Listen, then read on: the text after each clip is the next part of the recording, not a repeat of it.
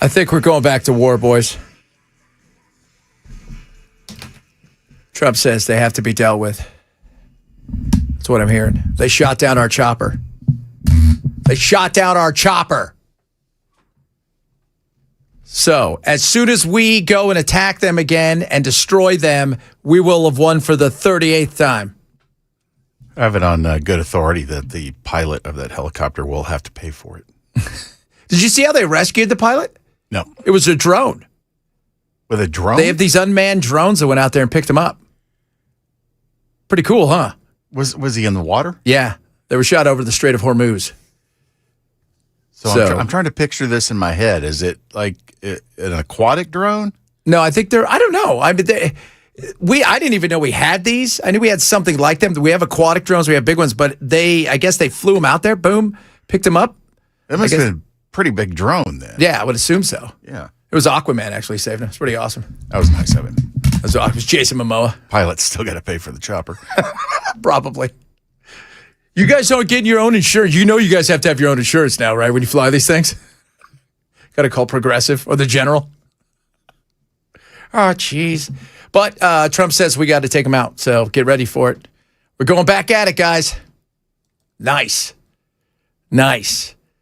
37 times we have beaten them, and they're still here. Now what? That's the good question. What happens from here? Here's what I know. Nobody knows. Nobody's buying that we're 2 days away from this thing ending. Nobody's buying that. Nobody's knowing. We're 3 days away. Maybe a half an hour. Could be tomorrow. It could have happened yesterday.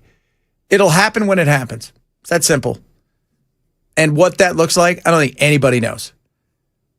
Because there's so many moving parts, including other countries. You got Lebanon. You got what's going on, obviously, in Israel. And we always joke, Bell and I, about Bibi Netanyahu. And he was supposed to have a trial day. I think it was yesterday, a day before. It was yesterday, I think. And sure enough, because of the attacks, that was canceled. He's got another one later on this week. What do you think's going to happen there? Anybody? Yeah, probably something like that. He has to keep this thing going until he either dies or they stop trying to impeach him. Yeah, and he's in the middle of re-election. That's the other thing. So he's in the middle of re-election, and he's trying to stay out of jail, and he's trying to, as they would say, prosecute a war. What do we have going on?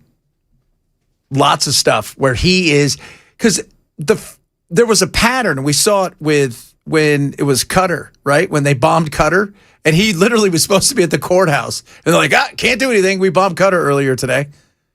So, ugly situation, but our peeps are fine from what everybody says, which is good. And because of that, now it is going to be, Trump has said that there's got to be repercussions for this. If you don't want to escalate, I would say if the soldiers died, and by the sounds of it, the soldiers didn't die. So I would say, do we need to escalate from here? If the goal is to get to the end of this sooner rather than later, maybe let's just go, let's negotiate. We're not hitting you back. Let's negotiate. Let's get this done. Let's get this over with. Let's get out of here. That's what I would like to see. I don't think that's going to happen. We'll see. The Knicks. It's funny. I said yesterday, the people on the right are going to say Trump got cheered. People on the left will say he got booed. And what did I say? You can't go there and them lose. And they lost. And of course, they're going to blame him for it. They're not. You know who you should blame? Your team. You gave up many, many opportunities. And you got beat by a better team last night. It's the way it works. It's not Trump's fault. It's not. I give Trump a lot of crap, but it wasn't Trump's fault last night that you guys lost. It wasn't. You're being logical, and that entire situation is based on superstition. Well, there's plenty of superstitions. There's plenty of superstitions out there. Everybody knows that. I agree, but you're trying to be logical with people that are illogical. True. Well, and remember, fan stands short for fanatic, right? So, Yeah, I mean, true. I've seen guys in when I've gone to games in Europe that they go to the game and they won't watch the game because that something happened way back in the day and now they think it's magical that they turn around or they have their favorite sweater or whatever. Trump showing up was more annoying for a lot of people out there, but they all still got there. They just happened to lose. Is what it is.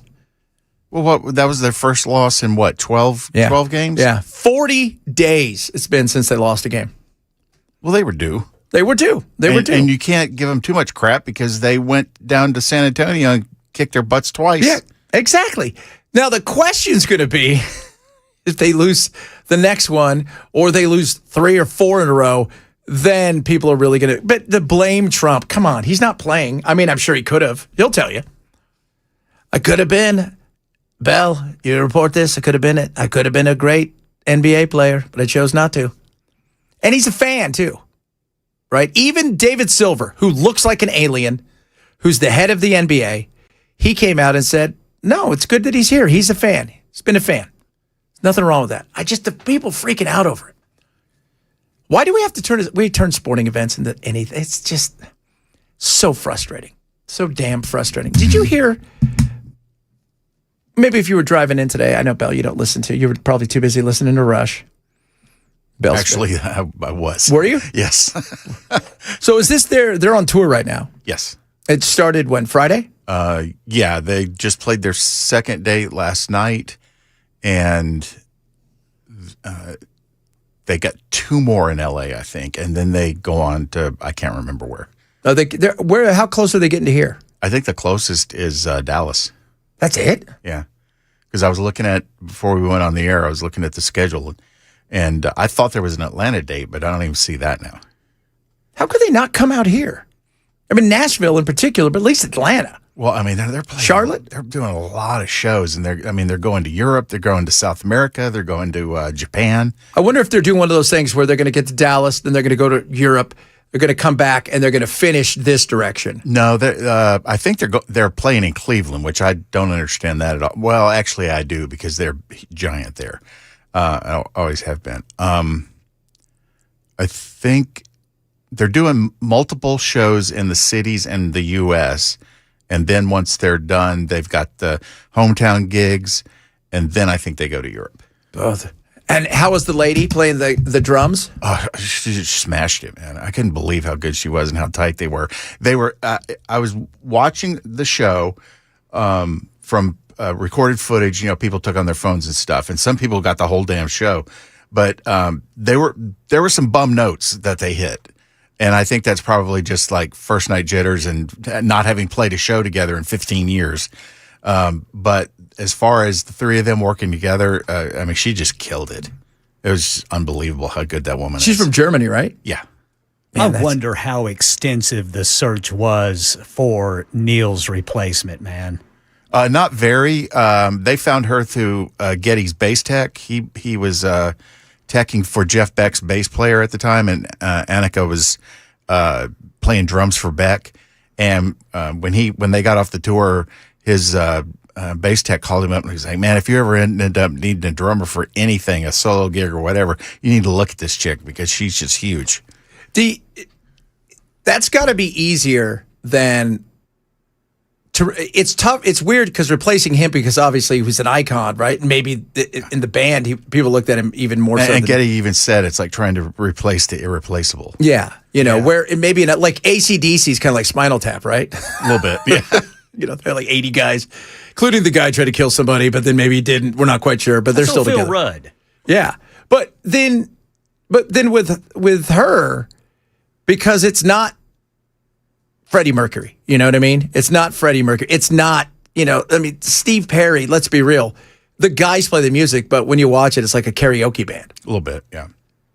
Yeah, because he sounds like him. I also think that them picking somebody from a different country and somebody female also takes a lot of the heat off of the decision being made, because it's just harder to compare her and Neil together. They're just both great drummers, and there's a little less of, okay, you're trying to eliminate Neil's legacy. Yeah. Which, they're not doing that. No. That's just, it's interesting. And they actually have a keyboardist out with them too, who's playing about 80% of the keyboard parts that Geddy would normally do. And his name is Lauren Gold. How many pieces did Neil have? Like how many pieces did Neil have around him in concert, man? I don't know which tour it was, but one he was completely surrounded because he had like 3 different kits on stage, and his little tier he's on the platform would rotate, so he would be playing one kit for one section of the show, and then it would change up and switch to another kit. But his kits would vary in size, but they were always huge. Everything, man. Yeah, because even like it's like the guy from Triumph. Yeah, they had to like lower him in, like remember that Triumph, that guy would spin around. And I watched her, and she was awesome. But like I was thinking the other day, the Lincoln Park, they've got a woman that's took over for what's his name? Chester. And there's a lot of people that are pissed about it. He wasn't the only one that sang and did stuff, but the reality, it just feels weird. I actually liked the choice because, again, it really comes off as we're not trying to replace Chester. We're just trying to find a good singer. Yeah, an entertainer. I mean, they could have got us with our.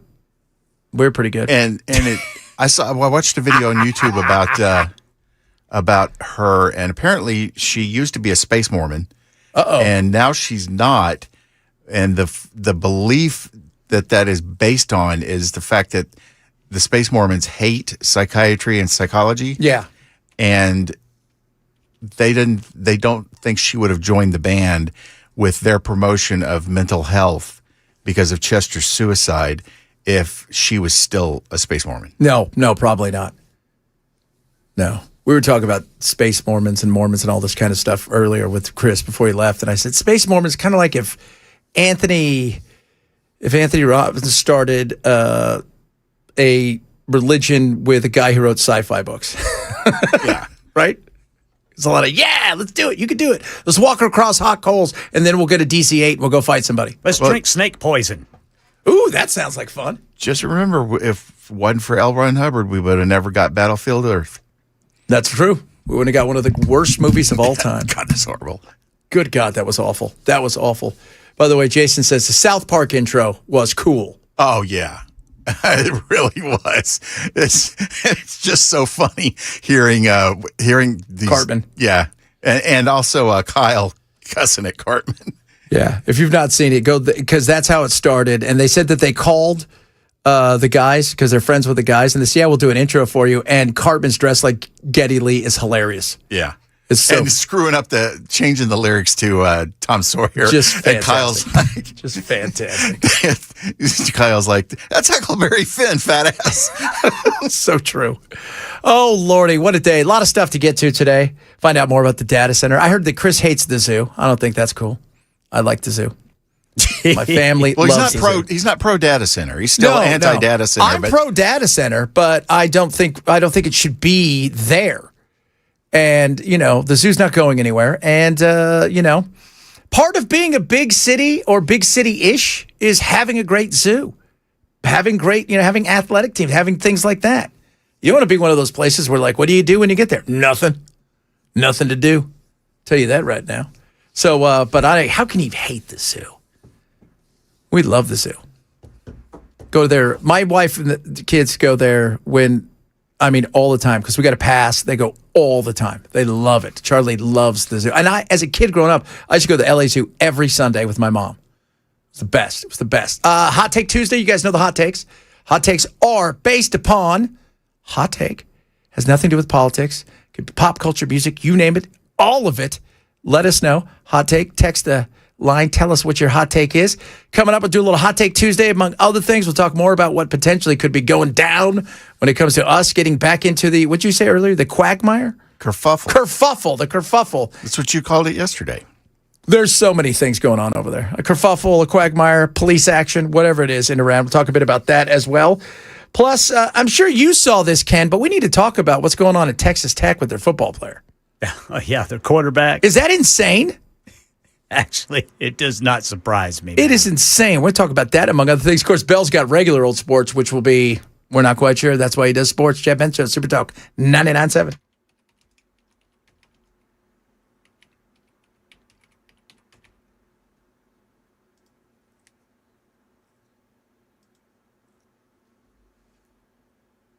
WTN. Omaha Steaks is awesome. Right now, Dad wants Omaha Steaks. Why is that? Simple. Because he knows he wants quality, yeah, and he doesn't want something silly. You want to win Father's Day, get him Omaha Steaks. You want the best in steaks, fillets, wrapped in bacon, right? Amazing brisket, burgers, dogs, pork chops. They got everything, and they've got tons of grill packages, burger packages, just steaks packages, all at 50 to 60% off right now. So how do you get it? You go to omahasteaks.com, use my code Benson, 100% unconditional money back guarantee. On top of all of that, when you use my code Benson, guess what you get? An extra $35 off at checkout. So huge savings. You win Father's Day. Go to omahasteaks.com. Use my code Benson. Save $35 at checkout. omahasteaks.com. Code Benson. Terms apply. See site for details.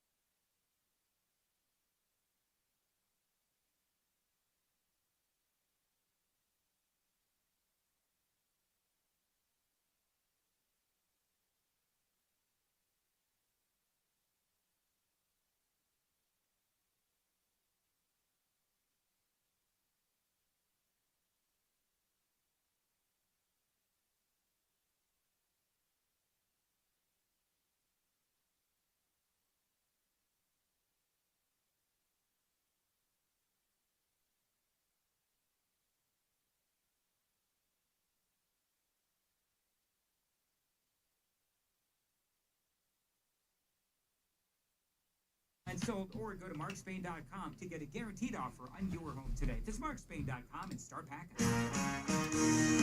Hey, drivers, we got some road work in the way in Greenwood. It is impacting the road to the point they've only got one lane open. This is Gallatin Avenue between West Eastland Avenue and Seymour Avenue. Kingston Springs, Cheatham County, you got a crash vehicle into a pole, Highway 70 at Cedar Hill Road. And President Trump says the U.S. must respond. Tell you about that coming up at 12:30 on Super Talk 99.7 WTN. Oh, Lordy. It's Tuesday. Every Tuesday we get together and we decide to give you a hot take based on something that's going on in the world. Who knows what it is, something we observe. And we give you that hot take and you shall just take it. Hot take Tuesday. Whoa! baby. Little hot sizzle, baby, sizzle. Let's start with you, Ken. What you got for us? There is no such thing as too much cheese or too much butter. There are only people who lack the courage to commit. That's what Jesus would want right there. Yes, sir. It's true. It's true. Stuff usually is just a vehicle to get things in your mouth. True. It's like baked potatoes are only there so you can stuff the sour cream in your face. That is true. That is Absolutely. absolutely true. I agree. I mean, and it's like that with everything, right? I mean, peanut butter and jelly sandwich, realistically, is just, let's make it so we're not so gross just eating the peanut butter. I've actually had dinner with someone at a Mexican restaurant who thought that the cheese was too stringy. Excuse me? They thought what? They thought the cheese was too stringy. Oh. Dumbass said what? And I'm thinking, I hope you're no longer friends with those people. Yeah, really. They got to go. My goodness me. That's a sin. Sin, I say, sin. What do you have for us, young Bell? Texting is always better than calling because if I want to end the conversation, I just have to not respond. Oh. that's actually, yeah, that's right. That is good. That's a good hot take there, Brother Bilal. That is a hot take. That is, but here's the thing with texting, okay? People could see if they've been left on red. So what they see now is, oh, Bell's a dick because he did read what I said and he decided not to respond to it. Now, what do you think of those apples? I think I still don't care what their opinion is. There you go. My hot take. I'm going to be honest, guys. I think Rush is way overrated as a band. Honest to God. I've never in my life got Rush. I sent you guys that stuff the other day. I've been this way for years. First of all, when I was younger, I thought Geddy Lee is the ugliest woman I've ever seen. You know why he's called Getty? No. Because of his mother's atrocious accent. His name was Gary. Oh. And she would he's out in the backyard. And she'd come out and go, Getty, come inside. Is she like... She's trying to say Gary, but is she Ukrainian or something? I forgot what part. No, I think she's Polish. Okay. Yeah, she's Polish. I can see that. Getty, Getty. get inside. I have to be honest. As a kid, I tried to. My buddies used to. Oh, I bet a Rush T-shirt, right? And to this day, I'm like, they're every uncle's favorite band. Dude, I have heard so many. I have heard that opinion so much about Rush. It's almost as if you either love them or you think they're overrated like that. Yeah. Yes. Yeah. Like I have tried. I have listened. My buddies like, dude, you got it, and I don't get it. It's not my jam, right? And I think some of it's because some people totally get into they're to me like the pop version of an album band. No, they're an album band. Yeah, but they have a few songs that were pop, like they were top 40-ish enough to reach an audience more so than a lot of the bands that are just jam bandy. And they're great musicians. All of those things are true. I just never got the appeal. Just wasn't your jam. It never was my jam. Moving Pictures is my favorite album of all time from him. So I freaking love that album. Mine's Signals. Look at this. See, Andy says, "Oh my God! Just when I think you can't get any worse, he does Rush Rules." No, whatever, dude. Yeah, I think Andy's right. Right. So I love Rush. Michael said, "Chad, you stole my hot take. If it wasn't for Tom Sawyer, nobody would know about Rush." MTV made Tom Sawyer massive here, I think, in America. No, that started with radio, and then MTV. But that took it to an audience because the people that watched MTV were everybody. If you liked Rush, you were listening to a rock station more than you were to a top 40 station. What kicked them into high gear on that album was MTV playing the concert that became as Exit Stage Left. And they played that a couple or three times for their concert hour. That was like Saturdays, sometime in the evening. But radio still got that record started. I remember those concerts that MTV used to do. Saturday night concerts. Yeah. Yeah, they did. I've never, I don't know. it's the dude who goes to the music store on Friday nights to dream about what once was and could have been. That's the way I've always looked at Rush.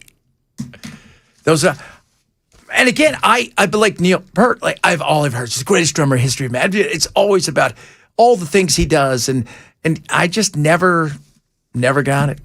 Never did. I tried. It's not like Brussels sprouts, right? I tried. One thing, this has nothing to do with the music, but there's something to be enjoyed about the fact that Alex, the guitarist, and Geddy, the bass player and singer, have known each other since they were in grade school. Oh, okay. Really? Yeah. They met in grade school. And they're still best friends and still working together. That's cool. That is cool. That is cool. I mean, like that's cool, but it still doesn't get the fact that, like I said, they're every uncle's favorite band. That's not going to do it for Brother Chad. It is not. It is not. Although they're not Fish, right? Nobody's Fish, right? They're not the Grateful Dead. And I am grateful that, for the most part, they're kind of dead. Not that they're dead, but just that nobody, although they are touring with John Mayer. They are? Yeah, John Mayer's. Well, I guess that makes sense because Mayer plays with the Dead and Friends whenever they go out. Yeah, see, that's it. Oh, God. Good God. For the love of God. For the love of God. Coming up. We'll talk a little bit, but apparently we're getting ready to go back into the kerfuffle. The kerfuffle zone is about to get hot again. They shot down was it an Apache? One of our helicopters. I'm not sure what kind it was. Wow, wait till they find out how racist that was. How dare you shoot down a First Nation Apache helicopter? Talk a little bit about that. Also, what the hell is going on in college football, which is crazy. And I don't know if we'll get to it this hour, but for all the craziness of politics, you've got, what's his name, Grant Plattner, who's a wackadoo. Colorado may have just taken the cake from everybody as far as crazy running for stuff. Chad Benson Show, Super Talk 99.7.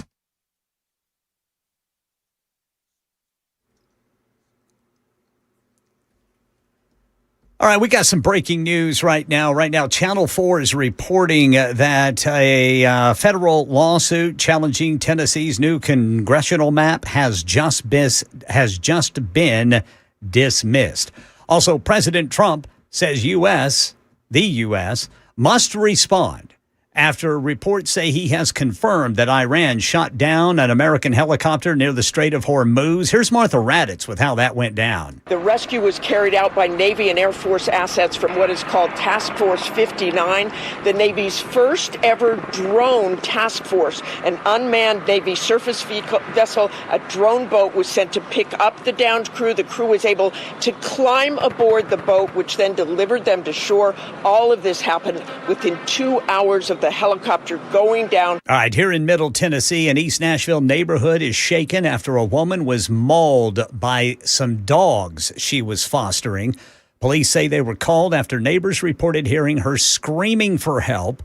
When officers entered the home, they say they saw 5 dogs, reportedly pit bulls, and they shot them dead to stop the attack. The victim suffered serious injuries, taken to a nearby hospital. Here's Channel 4's Joylyn Bukovac. Right now, police are still working to determine exactly what led up to that attack. No officers were injured as they were trying to save that woman. And right now, there is an investigation into the use of deadly force that is standard in a situation like this one. A Hermitage gas station employee is recovering after a shooting last night. Metro Police say it happened just after 9:30 at a MAPCO on Lebanon Pike following some sort of altercation inside the store. Investigators say a 34-year-old employee was shot by someone in a group that was involved in this altercation. This man's expected to survive. Police are now asking for help identifying the suspect. That's the latest news. Weather's next. I'm Ken Weaver, WTN News.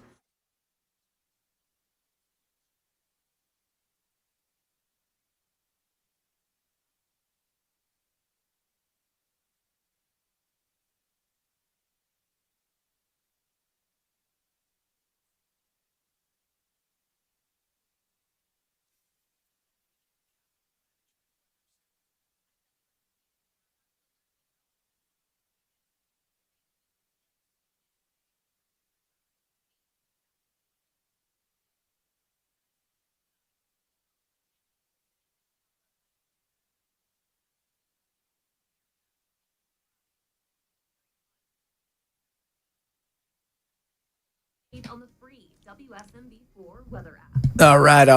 All right. Busy Bee Plumbing, Heating, and Cooling is ready to keep you cool, baby. Because right now, are you ready for this? They're going to send you to the beach when you buy any new AC unit this June. You're going to be qualified, entered in to win a free 1 to 3 day beach getaway. So Busy Bee is going to pay for your gas, your lodging, 2 meals a day. They're going to announce a single lucky winner on Facebook Live. Here's the other thing, right? This only has to do with the AC. But they got tons of plumbing opportunities for you to save big and get a free Yeti cooler as well. So if you need help there, take $100 off any service over $500 or get 10% off select water filtration systems. Better yet, get a free cooler with a whole home drain or water repipe. Now remember, got to buy the AC unit to get into the drawing, but it's worth it. And man, they're going to send you out to the beach. You got to love that. Busy Bee is taking care of you. Call them today, 615-775-7833, 615-775-7833, or visit them online at busybhvac.com. And don't forget to ask how to become a Beehive member today.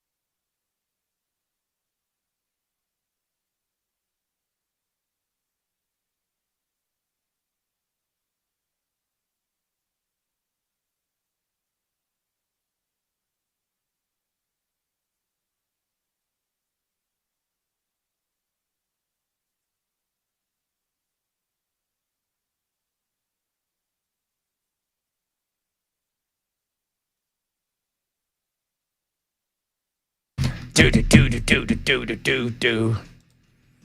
How hot is it today? Yeah, let's see here. We got a swamp ass report. Are we getting there? Let's see here. I've got 85 degrees, boys. What the feels like? Not sure what it feels like right now, but 85 degrees. Let me back up here just a minute. See if I can get to the... All right, so 85 degrees. The feels like is 90. A lot of that has to do with the 63% humidity. What are you thinking? Thinking it's time? Oh, it's swamp ass, definitely. Now it's time for the Swamp Ass News Report with the weather wizard, Ken Weaver. Now, boys, what's happening is, we're getting these showers and these thunderstorms coming through. And then at times the sun breaks through the clouds, heats everything up. It's like a sauna. It is. I will say yesterday, though, that rain, it was pelting it down. Oh, yeah. It was pelting it down. But when I got today, it felt like a sauna. Oh, yes.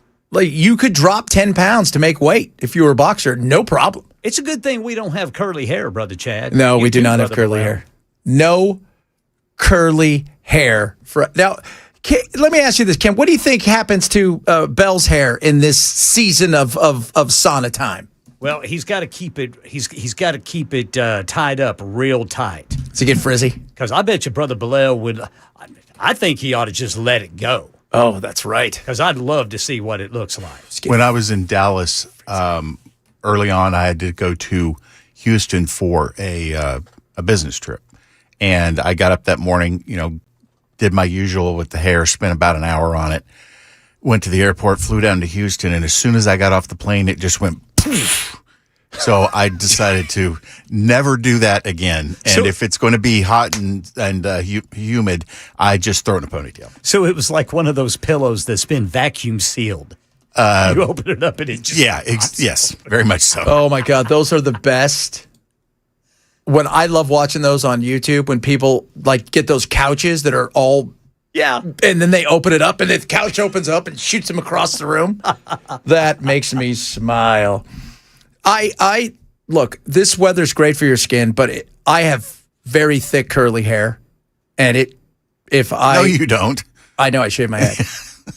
If I let it grow, I would look a mess. There's nothing you could do, but my skin is delicious, and that's really all that matters at this point in time. Yeah, it is definitely better for the skin because in the winter, I get cracked skin from washing my hands. Gets so dry out there. It gets really dry, and I guess we have hard water. How does that not teach you to not wash your hands? I got to wash my hands. Yeah, I think you should stop. Yeah. No. That's how disease spreads. Next thing you know, we got the screw worm. Yeah, and we got to wear masks. Yeah, for the screw worm. Which, by the way, better look out for that screw worm, boys. Our good buddy, what's his name, Vic Miller out there, the AG, the agriculture cat out there in Texas. He's got it right. What are they doing? They're trying to get those little itty bitty flies, and they're all these things. These flies are going to go out and reproduce, and then the other flies are going to die because they're not really. That doesn't work.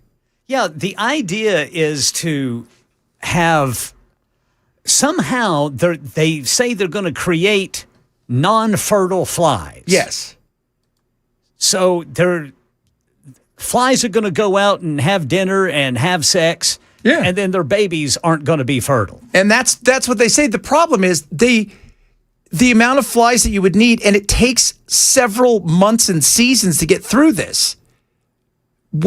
And because they reproduce so fast, by the time you're just not doing it every month or every 2 weeks, there's a new set of flies. You're not getting it out there. But the fly catcher thing they have, the waspy thing or whatever it's called, that thing works like 95% of the time. What are we doing with old technology? Kill the screw worm. It's already attacked a goat. Release a bunch of bats. There you go. That's what I'm talking about. We're going to have to. Don't bats take care of mosquitoes? Yeah, bats do. Well, we were just talking about that today. They spent $200 million trying to figure out how to get rid of the damn iguanas out in Florida. 250. Yeah. Quarter of $1 billion. Come to find out that, hey, there's a bunch of other animals out there that like the snacks. Yep. You guys are doing it wrong. But I'm with you, Ken. You got to figure something else out because it's not going to happen in time the way that Brooke Rollins wants it to. I hope it's not that bad, but this is also it's gross too. Have you seen it? Well, and here's the thing too. This thing attacks pets. Yes. And so people are traveling. What's to say, somebody with their dog drives through Tennessee and they don't know that the dog's got a screw worm in it. That screw worm hatches here in Tennessee and off she flies. Yeah. Screw the screw worm. Screw the screw worm. You don't want that. But like you said, it attacks pets. So it's not just, and getting to people. It's nasty. Yeah, too. you don't want these, man. No, you don't want any of the. It's nasty. It is. And I feel like we are playing catch up on this. And I think that old Vic Miller there, right, or whatever his name is, I think he's right that you got to, don't play catch up with this. Get ahead of it. And if you've got something that works 95% of the time, let's use that. Because we don't want beef to go up anymore. There's already a drought. And now you're talking about doing something where you're like, oh, the minute she said, we've got nothing to worry about with the food supply, I'm like, we better start figuring out what we're going to get for food. Right? Because they told us 2 weeks to stop the spread. They're probably saying the same thing to these damn little screw fly thingies. Can we just get on to the apocalypse? Because that seems to be where we're going with this. It does seem to be like where we're going with this. The apocalypse. Oh, my Lord. The war is going to start back up. The kerfuffle. I'm sorry. God, it's the kerfuffle. So we've won 37 times. We're 37-0. Weird thing is we fight the same opponent. But now Trump is going to go after them because they shot down an Apache. And it was a boat, by the way. The drone was a boat, apparently. So they droned it out there, probably because they're like, we should just send the electronic thing. We don't want to get shot at. And well, that actually is a smart way to not put additional lives at risk. Absolutely. Well, you got to use these things. And so they put him out there. They got him back. Looks like everybody's okay. At first, nobody knew what happened. And then Trump announced a little while ago that they had shot down an Apache helicopter over the Strait of Hormuz, which they say is theirs. And now we're in this position of there's going to be a reaction. And what does that reaction look like? At this point, I mean, he wants to get out of it, and and at the same time, he's saying that, but then he says, well, we're going to have a deal in 2 to 3 days. We're not going to have a deal in 2 to 3 days. Who's listening to that at this point in time? Is anybody buying that anymore? You know how you could tell? Because the markets don't move like they did before. The markets would move. Oh my God. Now it's like, So are we going back in it? How far are we going to go back in it? And then what's going to be the response from, okay, we go do that. Then what happens with Iran? Do they shoot at our stuff? Are they shooting at our supposed pals, in the Gulf, our friends? And then what's going to happen with, Israel? Because Israel's bombing into Lebanon. They killed some people today. And by the way, they're past the point of fighting in the south against Hezbollah. You've moved now into the suburbs. And now you're bombing kind of willy-nilly. And yeah, and Trump has warned you about that, but you don't care because you don't listen. You don't care what he says. Zero care. And now we're in a position where, is this thing going to start all over again? And then what? I mean, it's ugly. And it's about, I feel it's probably going to get uglier. And the good news is, though, if you're Bibi, you don't have to go to court. Why? Because the court's been bombed. I told Bell today, I think they have somebody over there in Iran that says, just fire some missiles off so we can fire some back at you guys. We'll try to hit in the middle of nowhere, and then that way we can say fired each other, and I can cancel court. So I don't get in trouble again. Good God. You just got to wonder how long that he has the ability to do that. Because it's getting so obvious that he is doing that intentionally at certain points. I'm not saying every time. Yeah. But it becomes... He's doing what he can to stay the hell out of court. Absolutely. Because not only he's obsessed with, obviously, his cases, but also trying to win re-election. So his cases, trying to win re-election. His cases, trying to win re-election. So this is an ugly situation here. Speaking of ugly... Not with this guy, just us. Bell, he does sports better than anybody. You guys know that. He's about to light it up with sports because that's what Bell does. Do not sleep on Bell's Sport Report. And if he's got anything that has to do with game coming up, you should probably mortgage your house. Tell your wife, we're going to go. Put it all on whatever Bell says. Or don't do that. It was also a good thing. Talk Bell Sports. Straight ahead, Chad Benson Show.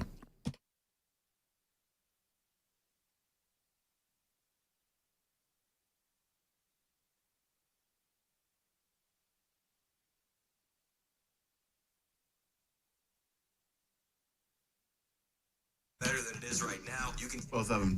Notice the little note by Bulwark on the sheet. And streaming on the SuperTalk 99.7 WTN app. Bulwark Capital is awesome. Awesome time for you to talk to my friends over at Bulwark Capital, find out what's going on in the world of investments and the way that they do things. Active investors at Bulwark. So my buddy Zach is a person that they're always looking. Okay, what is going to protect you? Right? Lower risk, lower cost, lower volatility, risk management, number one, but also through their fundamentals and the way that they do things, what is going to help you grow for what you want when it comes to your investments and your retirements. Get a second opinion, as they like to call it, a risk review, portfolio review. They're going to go through, show you all the things going on in your account, give you a second set of eyes. And the beauty of it is, if you think, hey, I'm interested in that, and continue to talk with them. If not, you learn a little something, and there's nothing else to worry about. They don't bug in like they said they won't call you on a Saturday. So check out what Bulwark can do for you. Get a free Know Your Risk portfolio review today. Go to knowyourriskpodcast.com, knowyourriskpodcast.com for Port Capital Management.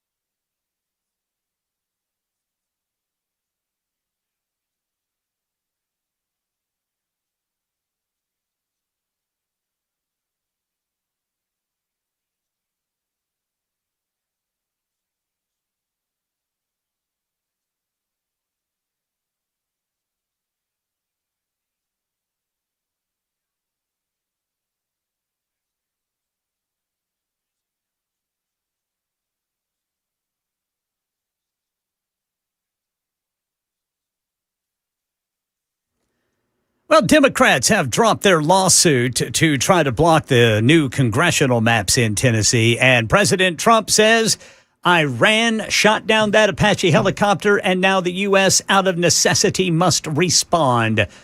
Full details coming up at 1 on Super Talk 99.7 WTN. We talk about everything here. We talk about politics, pop culture, and everything, including the one, the only sports. Now it's time for Sports with Bell. When you need to know sports information, you turn to the guy who calls basketball shooty hoops. Let's talk some sports with Bell. Bell's got sports on blast. What you got for us today, Bell? So apparently we had a bunch of Iranians that were coming for the World Cup to watch their team play. They were trying to. And now the World Cup has rescinded every ticket they gave the Iranian Soccer Federation. Yes. So if you are coming here as an Iranian, you can't even get into the games that you are traveling to see. Yeah. And you weren't allowed into the country, a lot of them. On top of that, yesterday, Africa sent over one of the referees that will be reffing, who's very well respected. And they told him, sorry, you're Somali. You're not allowed to travel here. You turn around and go back. Nice. I'm like, really? Well, yeah, because it's one of the countries. Okay, I get it. This is different. Well, what would happen if they were in the World Cup? I mean, for God's sakes, we're at war with Iran, and they're here. Well, they're in Mexico right now. They'll be here. I think they fly to Seattle on. Yeah, their first game's on Monday. Yeah, so they'll probably fly to Seattle. If I was them, I'd fly to Seattle Sunday night, play, turn around, and go. They're in Mexico training. They were supposed to be in Tucson. By the way, I watched last night. I was going to go watch. I'm like, I don't know how bad the rain is, but I saw there was a ton of people out there for Japan practicing at the Geodis Park. Yeah. So, that's the way that's going there with the World Cup. It's turned into something crazy. Come on, Trump got a peace award from you guys, the greatest peace award ever. Better than the Nobel Peace Prize. It's the FIFA World Peace Award. How about apples or those apples? How come their trophy doesn't look like a cup? Because the first one did. So the first one looked like a cup, and it was. And then I think after you win 3, you get to keep it for good. Your country. And then they have a new one. And this one has been the one that they've used for a while. It's tiny. It's not like the other cups, man. You see like the Stanley Cup's huge. It's about the size of a Golden Globe. Yeah, it's not very big. It's not. Kind of like the Nincompoops trophy. Probably the Nincompoops trophy blows it away. Got a little cup on it. But it's huge compared because it may only be 1.5 feet tall. So, yeah, that's what you get. That's what you get for winning the cup. I'm excited. Are you excited to go to a game, Bell? I'm still trying to figure out enough of the sport to feel like I can enjoy it. Yeah. There'll be good food there, dude. Yeah, there you go. Just eat the food, have fun, and when we cheer, you cheer. Okay. And we'll explain. It'll be easier for me to explain stuff to you too. I was gonna say if I start asking a bunch of silly questions, just remember I don't know anything about soccer. No. You know what else? Jack will ask silly questions too. He will. I thought he was into soccer. He likes FIFA soccer on the video games. He likes soccer. Okay. He'll watch the Premier League and everything, but he's a hockey guy. So, and he should really be a golf guy. I told him that last night. So, because he had to go to trials. Can't beat people up in golf, though. No, you're not supposed to. Well, I mean weekend drunk golf, you can get kicked out. Yeah, they're not happy about that. But I see a lot of that on social media. There's a lot of drunk weekend golf fights are hilarious. Guys who take their shirt off. You want to fight me? What? I'm a grown man. No, I don't want to fight you. Coming up, hour number 2 of the program. You're listening to the show. Shame on you, grab the podcast. Chad Ben Show, Super Talk 997.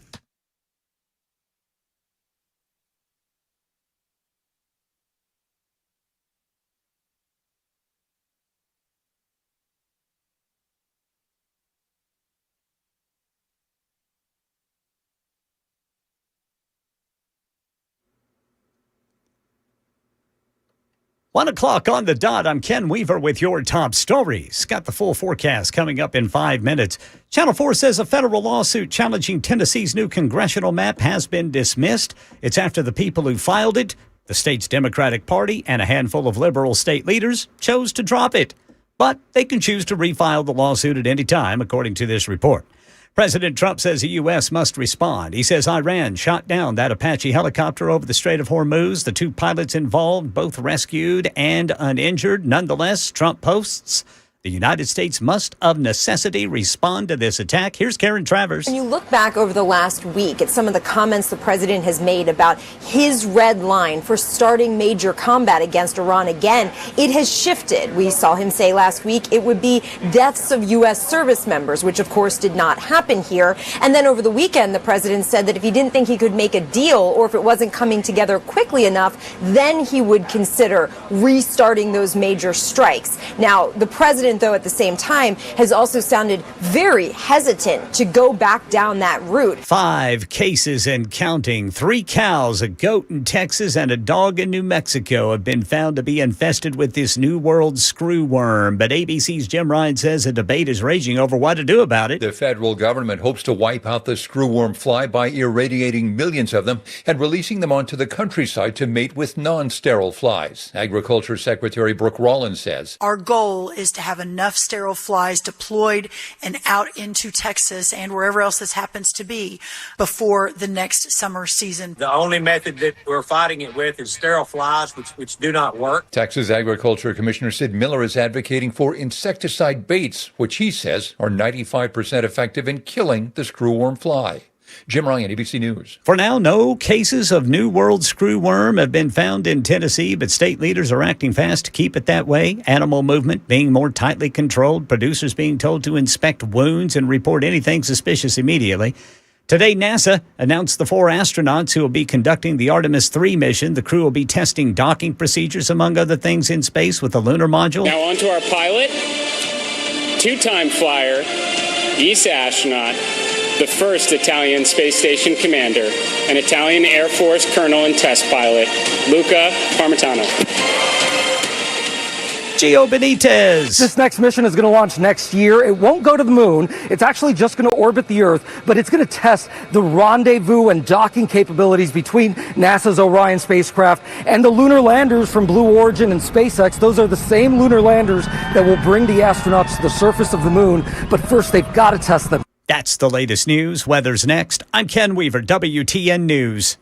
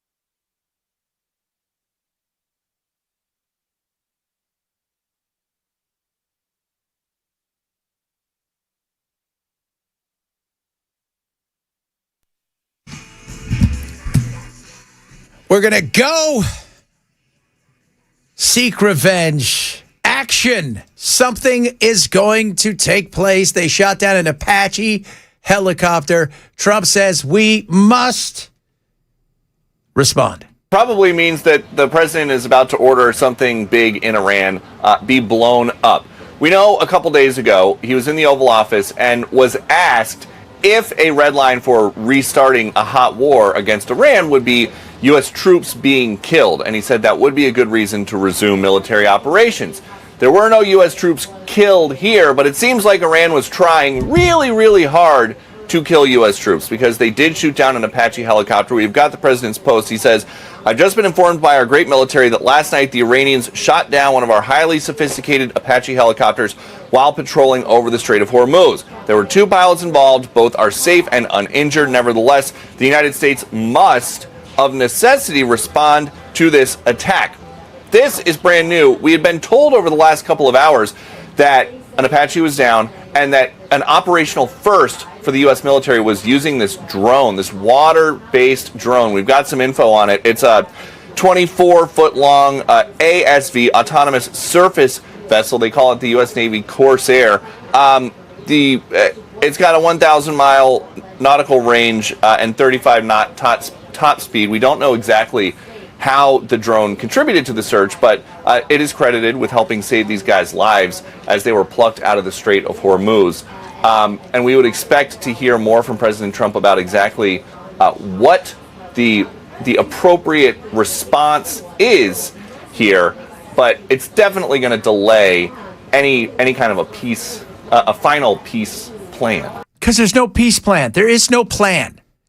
There is 0 plans in place at this moment in time because trying to negotiate something and then trying to negotiate. So I negotiate something, but then Bell's negotiating something, and then Ken doesn't want something. So as we all negotiate something, there is no plan. There isn't. He's got himself into a quagmire, if you will. The kerfuffle has become a quagmire, and even though we have won, according to him, on numerous occasions, we have won. We continue to win. So we're winning very decisively. And we've won. Let me say, we've won. You know, you never like to say too early you won. We won. We won the bet. In the first hour, it was over. Oh, I think we've won. From a military standpoint, they're finished. We've won this. This war has been won. The Iranian regime is now admitting to itself that they have been decisively defeated. They're saying to people, this is a disaster. They're defeated. They can't make a comeback. We are on track to complete all of America's military objectives shortly. We're going to finish it very fast. We're getting very close. We're the winner. We won. Okay? Because we've won. Whether you listen to the fake news or not. Is this war over? I think it's close to over, yeah. I think we're very close to making a deal with Iran. I think we're going to be finished with that very quickly. Iran is a defeated nation. With the Iran conflict. That'll end soon. Well, we're winning Iran. It's a total win for us. We're almost finished. We're there for a few months.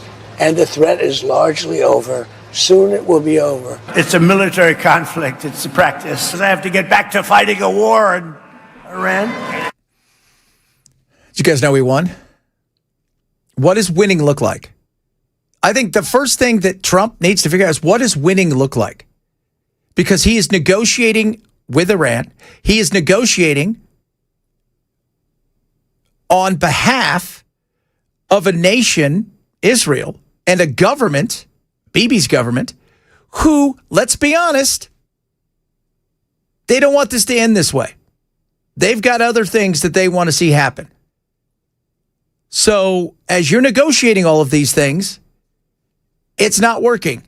Because no matter what you do, if Israel's not happy, it's not going to happen. Then you throw the fact that you're also negotiating a situation where, let's be honest, Trump is trying to figure out how does he get out of this with a W in some way, shape, or form. There may not be a W here. And you're also negotiating with the ghost of Obama past and things of that nature where you don't want to be seen as somebody who gives them a bunch of money. So what do? We can't stand here. We're not going to stay here forever. We're not going to put 50 or 100,000 boots on the ground. So what's the answer? And how long do we have to be in this position where the minute we think we get something maybe done, Israel decides that that's not it? And you tell them, hey, don't bomb Lebanon, right? We told you, if you guys want to fight in the south, Okay, where Hezbollah is, knock yourself out. But now you've moved into portions of the capital and are continuing to bomb, and we've asked you not to do it. So what's next? And what is it? I mean, everybody is hoping to. I would like to know what a win is. What does it look like? Well, they're not going to have a nuclear program. Okay. And we're going to open the straits, and we're going to take all of their stuff away, and we're going to give them nothing. Yeah, that's not going to happen. They've got the 3 M's they're thinking about. Remember, it's an asymmetrical war. We are bigger, we are more powerful, we are stronger, but they're making it a nightmare because they just won't quit doing whatever it is that they're doing or not doing. And when you're trying to negotiate all of these things, how do you do that? How do you negotiate for a country, a government, and Bibi's government in particular, who wants no part of this thing to end? They want either a puppet state that they can control or chaos, which none of us need. So what's the next thing? I still like to know. And he's not sold it to us. And, it's, what are we doing at this point in time? This serves nobody. This isn't helping anybody. Gas prices are going to be stagnant. They're probably going to, and oil prices are going to go up sooner rather than later. They're just waiting to figure out what the hell's going on. What's it really look like? You see all those ships floating out there? We didn't lose anybody today. Thank God for that. But what does the win actually look like? I don't think anybody, does anybody on his team know what the win looks like? Because, when's the last time? J.D. Vance, he didn't want to go in there. Marco told him, don't do it. Raisin Kane said, no, this isn't going to go the way. He thought this was going to be, he was sold the bill. Look, this is going to be simple. We're going to go in, we're going to drop some bombs, we're going to threaten them. They're going to rise up and take everything over, and it's going to be fine. It's going to be just like Venezuela, but a little bit longer. And that's not happening at all. And we've lost people. God willing, we don't lose any more. But we have got our friends, by the way, go read Dropside News. It's like, what's your source? Go read Dropside News. If you guys want to get out of the echo chambers of stuff, go read Dropside News. See what's really going on the ground everywhere. Lebanon, also Qatar, all these other places throughout the Middle East. And see, oh, well, hold on. They're not as thrilled because they don't trust us right now. They feel like we'll pick Israel over them every time.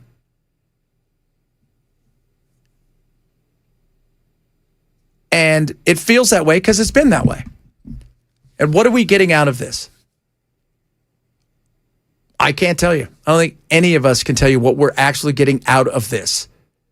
If we're honest with ourselves, at this point in time, this is well past the 4 to 6 weeks. This is well past that. This is a longer than expected thing. And that's what it is. It's a quagmire because it's not a war. It's a quagmire. It's a kerfuffle. Is that what I said? I call it a kerfuffle, right? Yeah. Right? It's a police action. It's a whatever. And there's still no end in sight. Did you identify? Because one of the things I've said for a long time, we're great at going in and doing stuff, smashing things, blowing stuff up, but we're never really great at sticking the landing. It's been a long time since we stuck the landing. And this is no different. It's no different. And now we may have to go in, and we may have, because what do you think's going to happen? We're going to go in, we're going to hit them, we're going to blow up one of their power plants? We're going to go and blow up a bridge? When I was talking to my buddy Mike Lyons, maybe I'll play some a little bit later. He was saying we got to identify something that we could blow up that will cause them to be pissed and angry, but at the same time, it's also something that can be rebuilt rather easily. And that isn't hopefully going to cost too many human lives, because then you get into the escalation trap, which is, well, we'll just do this a little bit more here, right? And check out Robert Pape talking about this all the time, which is what happened to Lyndon Johnson in Vietnam, which every time the escalation trap was, well, we'll just do a little bit more, and it'll be a little bit bigger, and then it'll be a little bit bigger, and then we'll have them for sure. And then all of a sudden it goes from something that you'd think, to you're in the full-blown quagmire or kerfuffle, if you will. And I don't want to be in a full-blown kerfuffle. I don't think any of you do either. And it's not that they don't need to pay or whatever, but at what point in time is like we talked about earlier with the screw worms, right? With that guy, Vic Miller, who's the agricultural cat over there in Texas, talking about they keep doing the same thing over and over again and never getting a different result. That's insanity. It's the same thing here. How many things can you blow up where there doesn't seem to be anything that's changing? So what is the end result? Let's identify a way to get out of this thing. And I think at some point in time, you got to have a come to Jesus meeting, even though you guys over there in Israel don't believe in Jesus. Bibi. Hey, if you guys want to fight them, knock yourself out. If you want to go in and throw down, knock yourself out.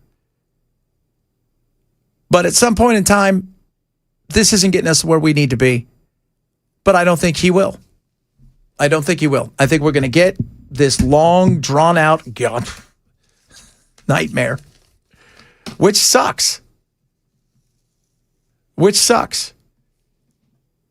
Because we're told no more new wars. But you weren't guaranteed. Yeah, if we were attacked, we weren't attacked. We weren't. And I can guarantee you, if this was Biden, people be, myself included, going, what the hell are we doing? Just like I did with Obama. Man, nobody talked about Obama continuing to bomb stuff like it was a video game. Just blowing stuff up because they were drones. But the neocons and everybody, they were fine with that. I'm not. And I don't think we need to be there. I've said that. I've been very open about it. It is frustrating. Why aren't we focusing on things here at home that need to be focused on? Inflation, still up there. It's just nasty, right? Oil prices up, gas prices are up, and here we are looking around going, now we're going to go get back into something that we shouldn't have been in the first place. So, nightmare. Oh, the screw. Plus, we got the damn screw worm, for God's sakes. Which is not a good worm, man. It's gross.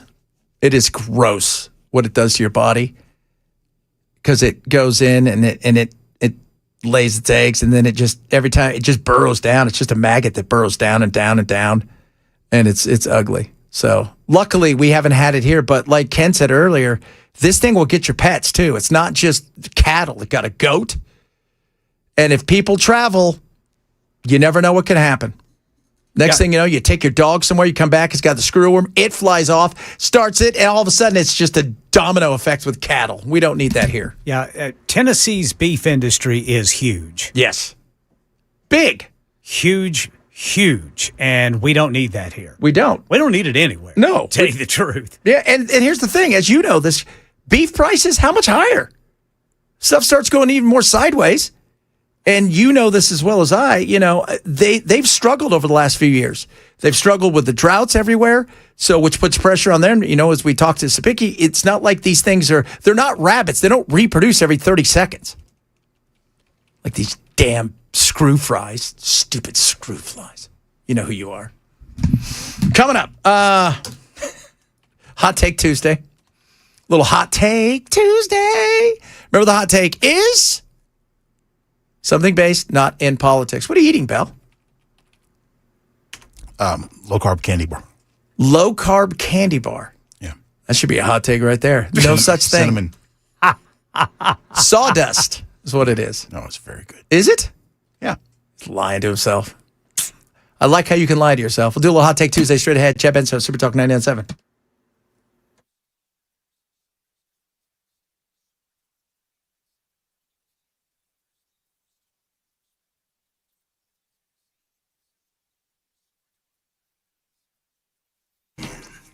Relief Factor is awesome. So you got aches and pains, right? And these aren't like, aches and pains like you blew your back out. You may have to have surgery. You got crushed spine thing. No. We're talking about just your muscles. Your everyday. You get a little bit older, a little longer in the tooth. Your joints, aches and pains, those kind of things. Just things you used to do, you struggle to do. This is where Relief Factor comes in. Naturally formulated, okay? Third-party tested for potency and purity. This fights inflammation. And inflammation, that's a key thing right there because let's be real. We don't eat great. That also contributes to inflammation. Next thing you know, your body's a little bit sore. Things you used to do, you can't do as well or at all anymore. Then you start taking this, and within weeks, you notice a difference. Absolutely incredible. So that's what I want you to do. I want you to try Relief Factor. A 3-week quick start is just $17.76, right? In honor of our anniversary here, United States of America. It's just $17.76. You try it. Watch what happens. You're going to feel so much better. You're going to have more energy. Your body's going to feel better. You're going to thank me. But don't thank me. Thank Relief Factor. Go to ReliefFactor.com to get yours now. ReliefFactor.com or call 800-4RELIEF. 800, the number 4RELIEF for Relief Factor.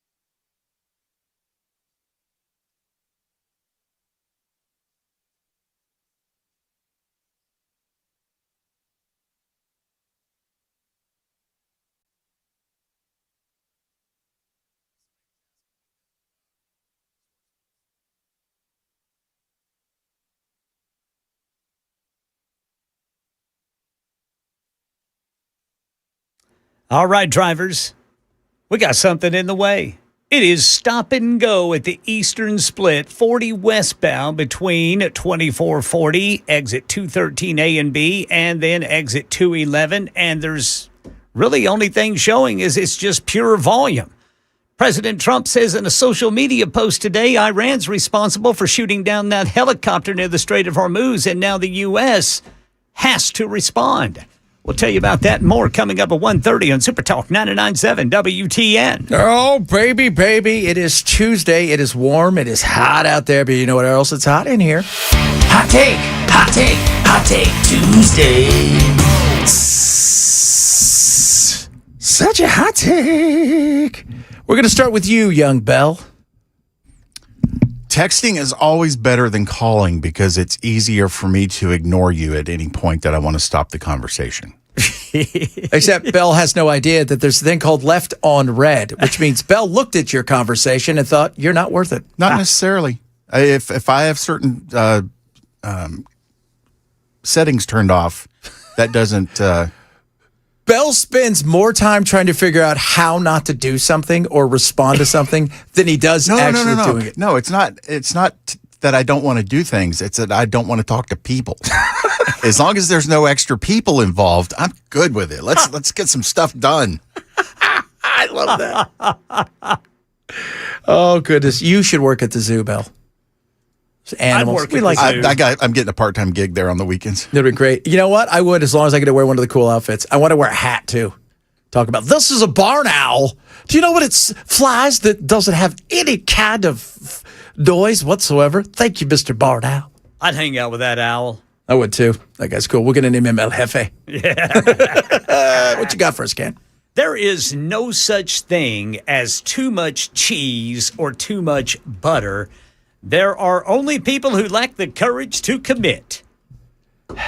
Yeah. Like I said, I actually had dinner with somebody one time who complained the cheese was too stringy. I don't get, again, you're not. Cheese is stringy. Yeah. I mean, I'm glad you aren't friends with them anymore. How is it too stringy? First of all, you're at a Mexican restaurant. Yeah. I don't know. I didn't say anything. I had a quesadilla today for breakfast. It's delicious. I like those quesadillas. Oh, quesadillas is so nice. I have a quesadilla. It was so good. I actually used a tortilla. A tortilla? I did. A tortilla for the quesadilla. Yeah, to help me get the cheese into my mouth. Just make yourself a darn quesadilla, Napoleon. That's right. That's so true. Put some ketchup on it. Oh, lordy, lordy. For me, we were talking earlier today about a band called Rush. I don't know if you guys have ever heard Rush. I say they're over. Now, I think they're overrated. I never got it. I think they're overrated. I've never once said that they were bad. They were just never my thing. I just always thought they were super overrated because they weren't, it's the way that everybody talks about them. I got a lot of people that are mad at me. Also, a lot of people are like, yeah, I kind of get it. They weren't my gig. I can appreciate, like I said with the Beatles, I thought they were overrated. I can appreciate them at the same time. I think they're overrated. That's just your punk rock attitude coming out. I do have a punk rock attitude when it comes to that. I do, because I like punk rock music. I love The Clash. Rush sucks. Go Circle Jerks. Oh, another phenomenal band. They were just here. Where? I thought weren't the Circle Jerks just here? No, who was here? That was punk. Was it the Circle Jerks that were on stage saying something? Sometimes I wonder what the hell is going on with marketing in this city. Shows come through that I would be a target demo for, and I never hear about them. Because you don't want to talk to people, Bell. Right. What do you think? They're going to come over to your house? I want to talk to the computer. I want the computer to tell me what shows are coming up. Dude, the AI is for you. I can't wait to see your AI girlfriend. What is she like? She doesn't respond to a lot. We have a very nice, understanding relationship where we don't talk. I'll probably be in love with her as long as she looks like a computer. True indeed. True indeed. Well, who doesn't love a good computer every now and then? Didn't they just fix, was it Siri? It's got a new attitude now? I know there was an edition of something, but I don't know the specifics. Is it the sandwich edition? I don't know. I did see an article. I didn't read it. Yeah, I think they upgraded that. And somebody said they did something with Alexa now, and now they can't find our station on Alexa. Hey, Alexa, play Super Talk 99.7 WTN. Somebody. I wonder if it worked. Did you remember when South Park did that? When they were doing Alexa and Siri, and people were getting mad, and they did it on purpose because people would be listening and playing it, and then it would start doing stuff. Oh, brilliant indeed. All right, coming up. Look, crazy in politics is nothing new, but I think Colorado has a guy running that is, I don't even know how to describe him, spectacular. Plus, Texas Tech quarterback, what did the court rule? So bizarre. So bizarre. So bizarre. Chad Ben Show, Super Talk 99.7.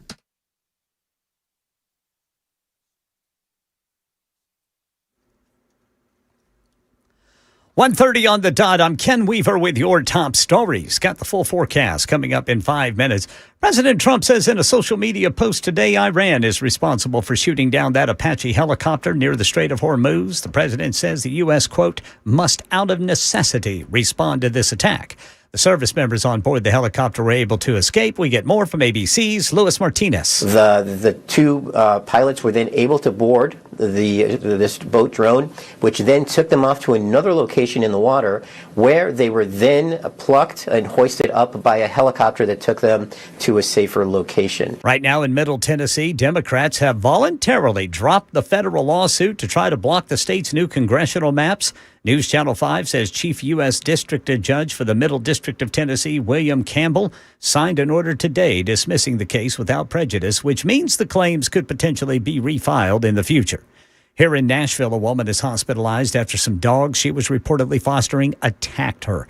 Channel 4's Joylyn Bukovac says police officers forced their way into the home there on North 14th Street overnight. Metro Police say that officers responded to this house right here after reports of a woman screaming inside of the home. Neighbors the one that heard her needing help, and they called 911. Metro Police say what officers found inside the home forced them to make a split-second decision. Yeah, they shot and killed those dogs they say were attacking the woman. The victim rushed to the hospital with severe injuries, her condition unknown.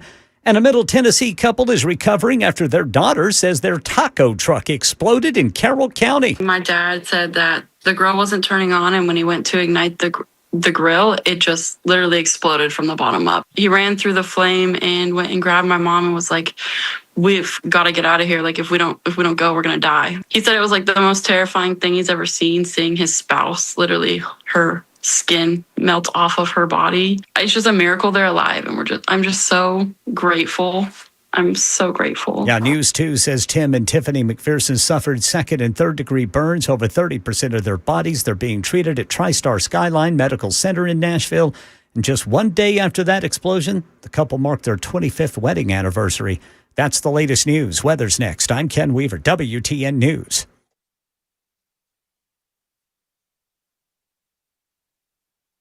The Guaranteed Offer is the simplest, least stressful way to sell your home. You go to our website, you fill out a quick form, we set an appointment, we bring you an all-cash offer. Literally, there's no lockbox on the front of your house, there's no showings, we pay all cash, we close in as little as 21 days, stress-free. We've helped thousands of homeowners just like you sell your home the hassle-free way with the Guaranteed Offer from Mark Spain Real Estate. Most of the area remains dry. Will be very hot and humid the next several days ahead. Be sure to catch a weather update on the free WSMV4 weather app. All right, ladies and gentlemen, the Wellness Institute of Nashville. Go to painisbad.com, painisbad.com. Get over there right now. $33 off each visit. It's an epic healing opportunity for you with their Epic Spinal Special. Okay, this is, first of all, we know about the Hydrowave machine. Incredible. Dr. Mitchell and his knowledge, amazing. But check out Medical Bay One. Futuristic. It's a healing machine that massages your body while doing full body lasers. And so they use red light, which is amazing. And it's the near infrared. But this is also something that's incredible. It also adds stem cell simulations for tissue regeneration and uses photons of wavelengths for the ultimate in healing, which is what you want. It's what the athletes do. He's it. He's the only one. Medical Bay One, the Hydrowave machine, they've got it all. There's no surgeries, no injections, no painkillers. Dr. Mitchell's done it right at the Wellness Institute. So check it out now. $33 off each visit. Go to painisbad.com or call 615-246-5009. 246-5009 for the Wellness Institute in Nashville.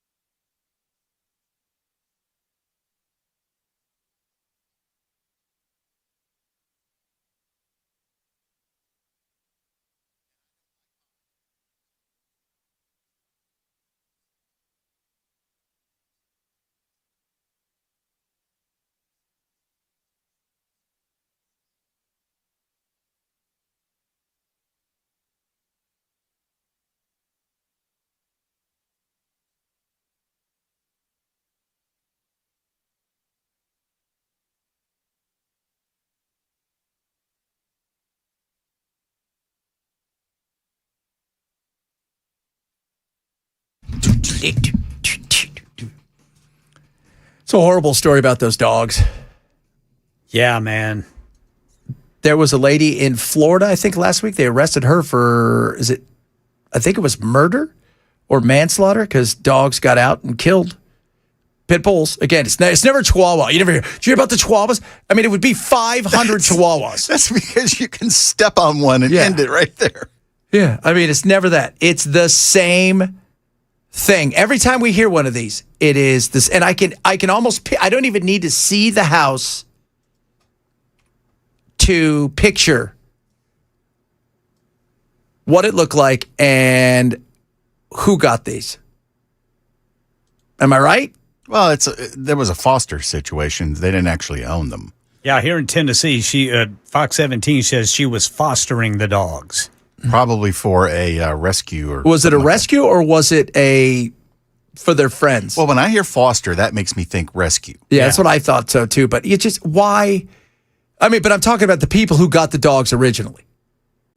Oh. Yeah, like I have no idea. You know exactly what I mean, it's the dude, right? He's got his wife beater on. He's got a harness too, like a harness.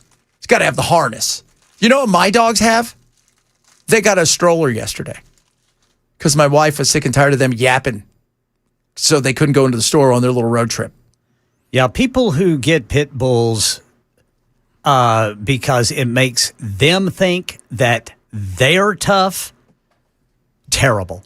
Yeah. It's terrible for the dog. As an extension to them and their toughness.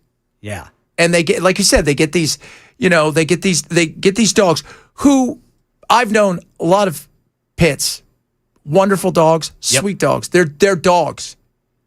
Yep. The difference is it's like a great white shark. If you get bit by a small lemon shark, you're going to be okay. If a great white shark takes a bite out of you, you're going to have some troubles. One of the sweetest dogs I've ever known. His name was Hoss. He was a 70-pound pit bull, and I mean, he was one of the sweetest dogs you'd ever want to know. Yes. I mean, he looked scary.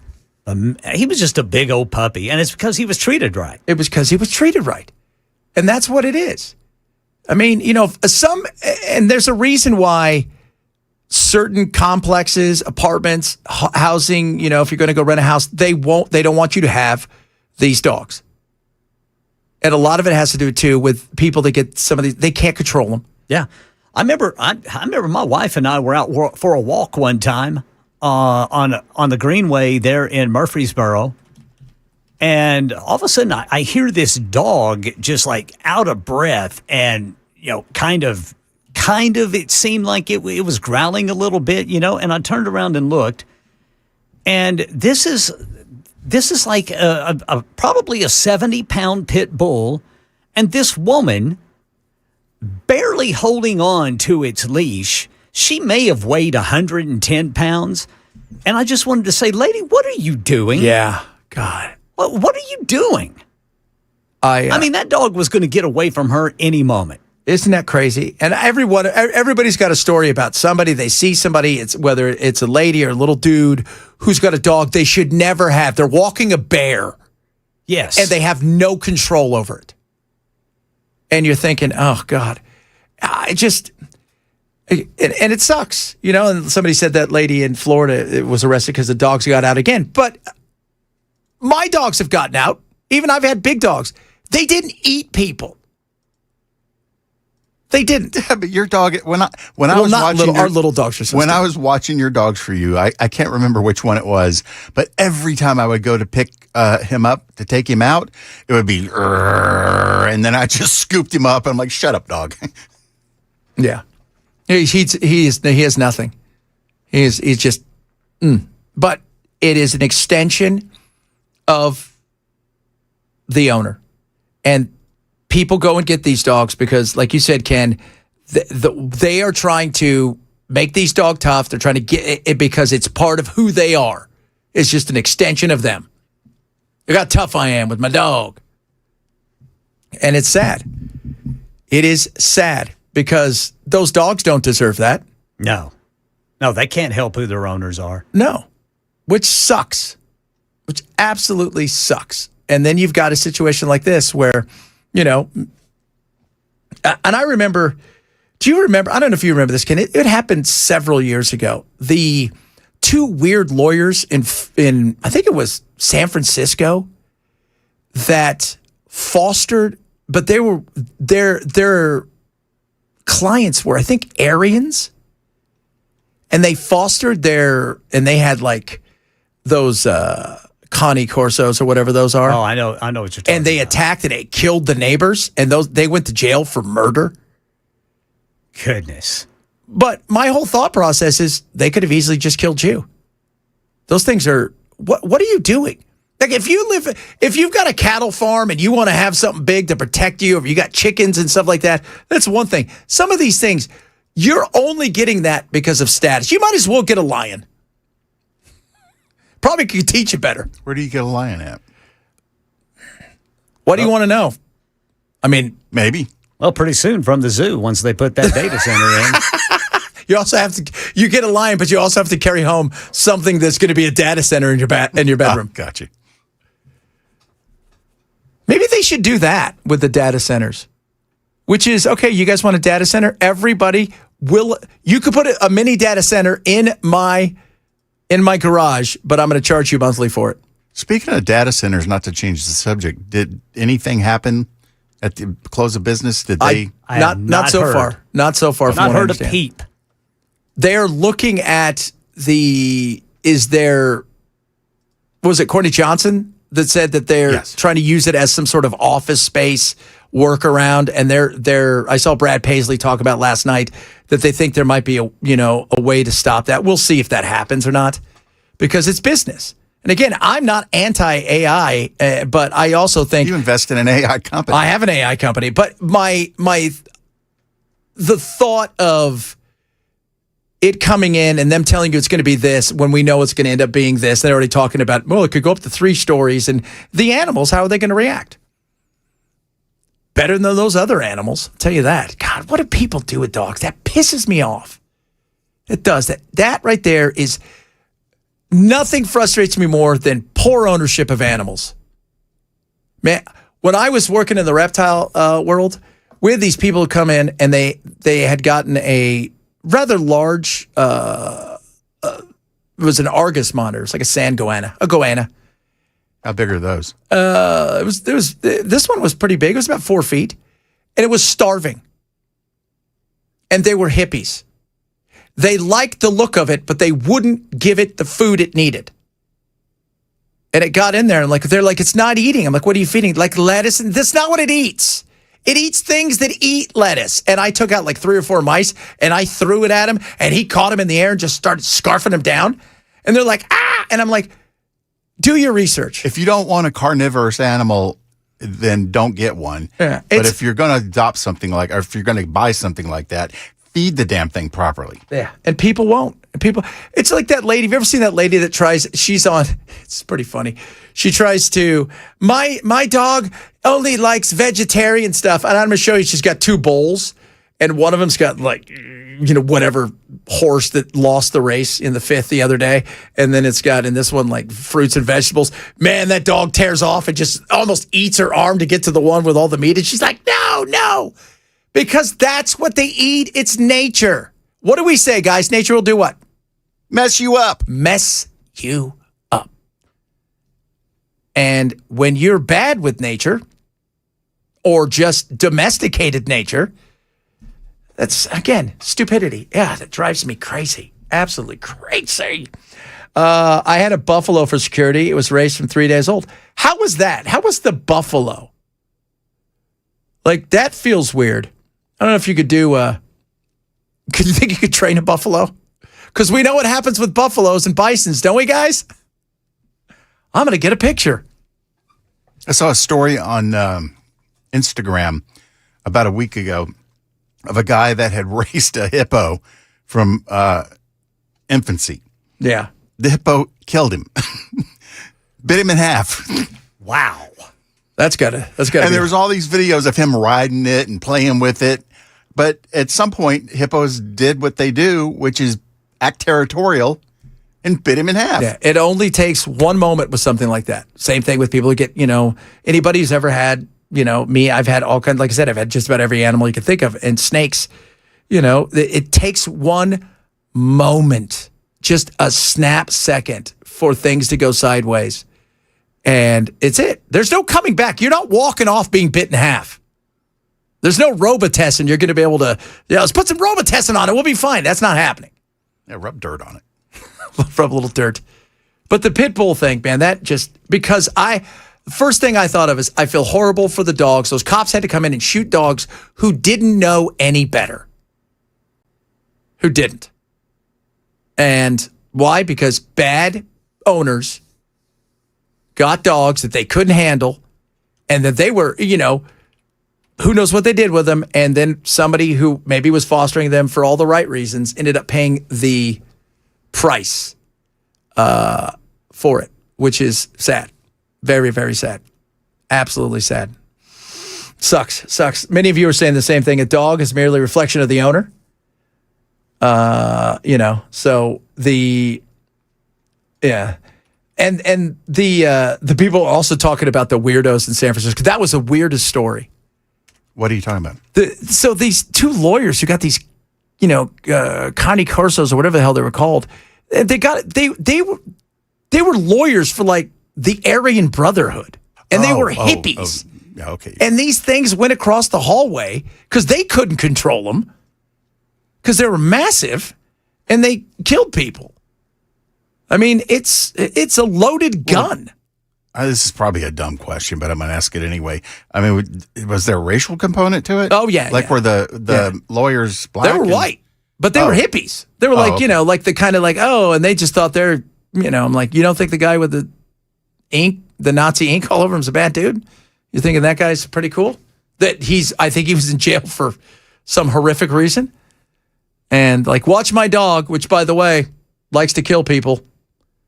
Just awful indeed. All right, coming up, interesting stuff still to get to. I want to talk a bit about the crazy NIL stuff that's going on in college football. How one guy, I don't know how he is going to play next year. I don't know how he's going to play, but we're going to talk a bit about that because it's an interesting story. Texas Tech quarterback who's getting paid quite handsomely from what I understand. Chad Ben Show, Super Talk 99.7.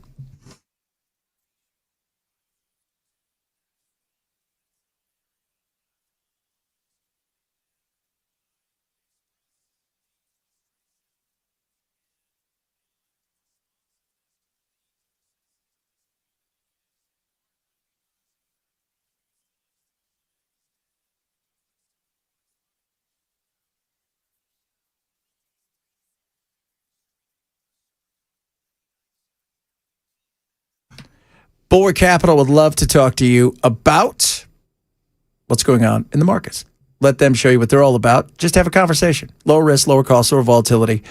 They are so far ahead of the game. Active managers. They have a global outlook on stuff. And they always like to tell everybody, too, they're not afraid to short certain things. They're not afraid to look at markets and look at places like commodities, like the oil, which they've held for quite a while, and they've had a smile on their face. They're up 70% since last January over the market.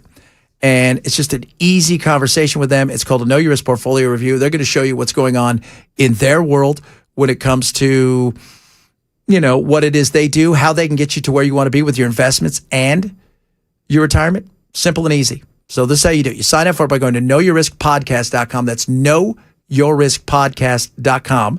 Or check them out at bulwarkcapitalmanagement.com for Bulwark Capital Management.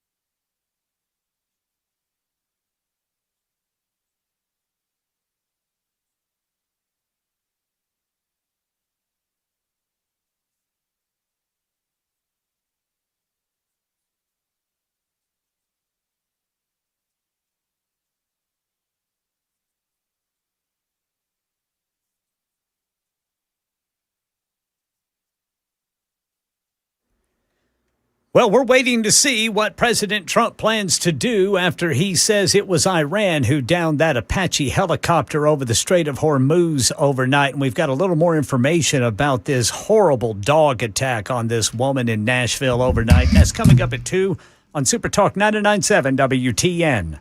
Yeah, a lot of people chiming in about that. Somebody said, my daddy always said, never get an animal that can take you. Yeah, that's not necessarily bad advice. No. I mean, when you think about it for a second, if you get a pit bull 70 pounds, 80 pounds, you get a, Cane Corso or any of these other things, Stafford Terrier, any of these, some of them go 120, 130, 100, and some of those other big, massive stuff, they're in that 170-pound range. Oh, yeah.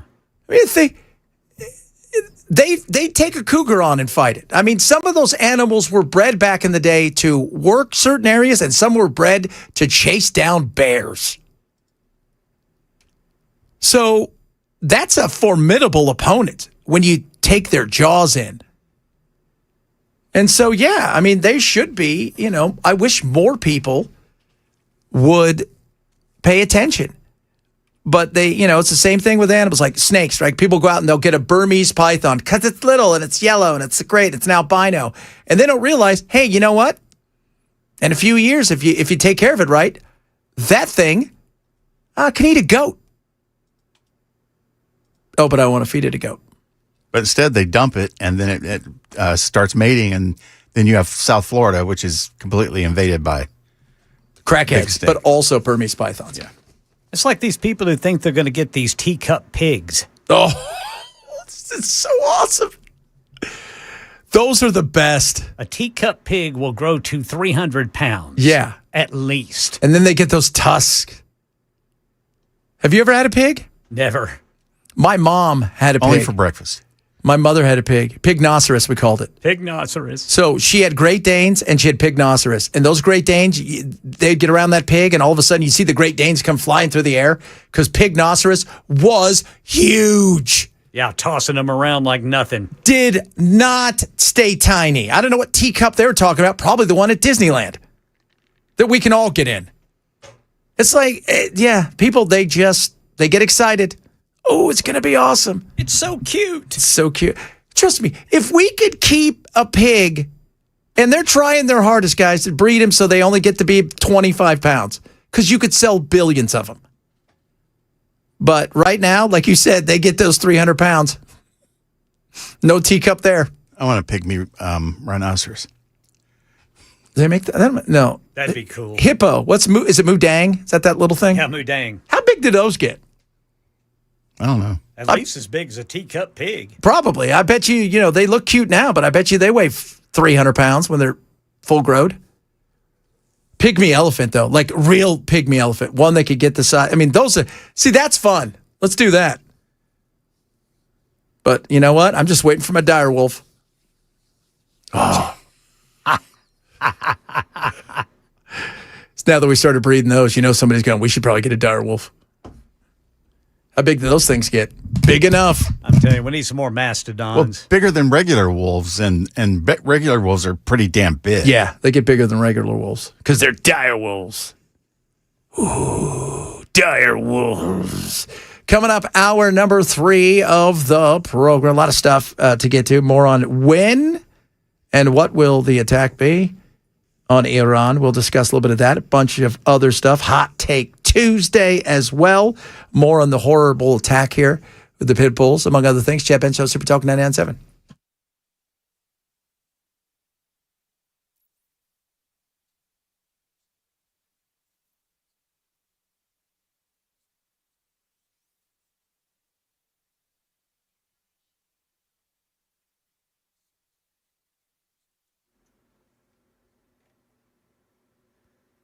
Two o'clock on the dot. I'm Ken Weaver with your top stories. Full forecast in 5 minutes. Watching breaking news right now. Fox News says a verdict has been reached in the Carmelo Anthony murder trial.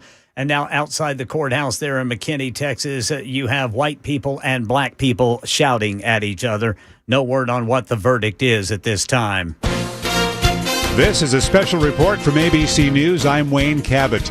Hours after the downing of an Army helicopter, President Trump is blaming Iran and saying we must respond. ABC's Louis Martinez has learned that it's possible Iran didn't mean to do this. What we have learned from U.S. officials is that a drone was involved. In other words, an Iranian drone brought down this Apache helicopter with a crew of 2 aboard. Now, what we are hearing from one U.S. official is that it is unclear whether there was an intent to actually bring down the drone, because the type of drone that was involved was one that is typically involved in the attacks on shipping in the Strait of Hormuz. Not only was it a drone that took down the chopper, it was a drone that saved the 2 service members. A Navy autonomous sea drone rescued the crew.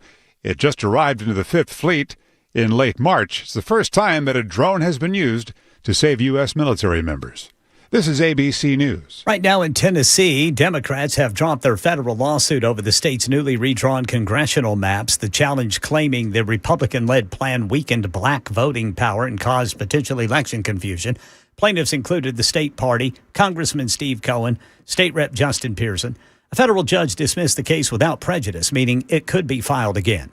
Metro Police investigating after a woman was seriously injured in a dog attack overnight. Channel 4's Joylyn Bukovac says officers responded to a home near North 14th and McKinney Avenue where they could hear a woman screaming for help inside. According to Metro Police, officers arrived shortly after midnight and could hear a woman in distress inside of that house.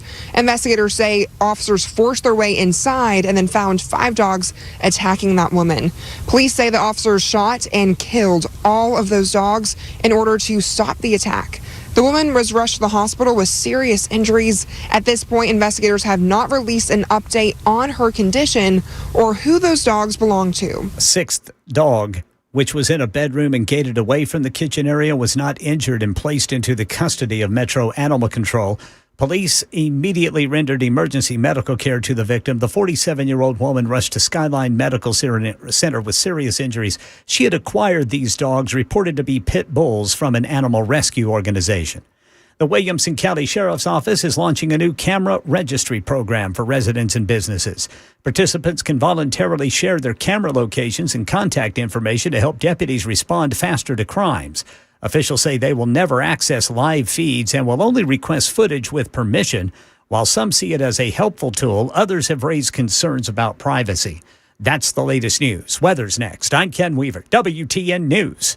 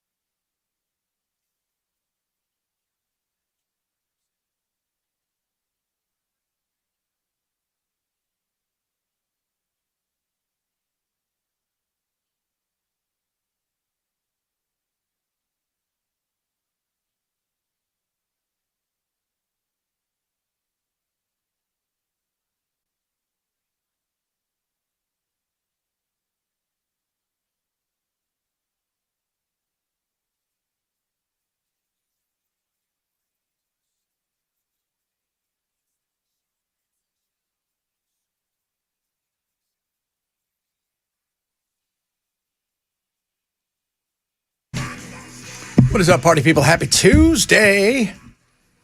6776. I was a little bit angry, I think, about it. It's the usual. Since for 47 years, Iran's done this. We never go back to when we overthrew their country. And then we never go back to once they overthrew the Shah, who we put in place, who tortured their people, but he let them wear miniskirts, so we're cool with that. We never go back to the fact that once that happened, we decided to say to Saddam, do whatever you want to do. Do you need our help? Million people died.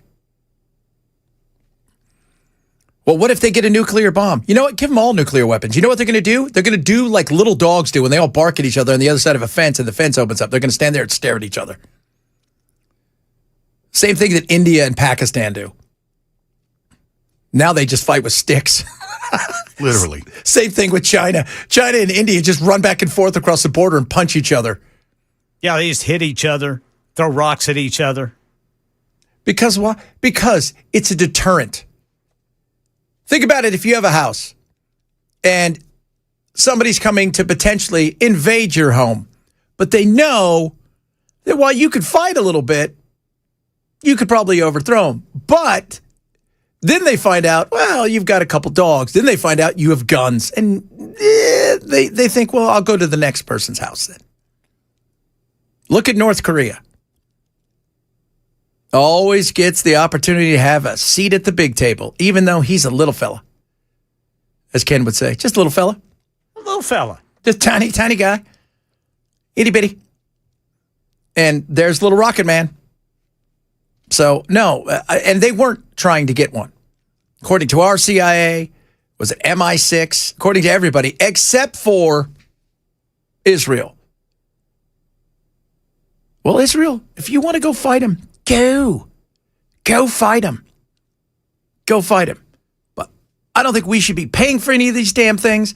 I don't think we should be fighting any. And we haven't, by the way, helped our friends in the Middle East, our partners out there, because when things go sideways, we run to Israel's side first. And they're looking around going, yeah, this isn't what we were hoping for. So now what happens? They've shut down the Straits of Hormuz. They're now in the game.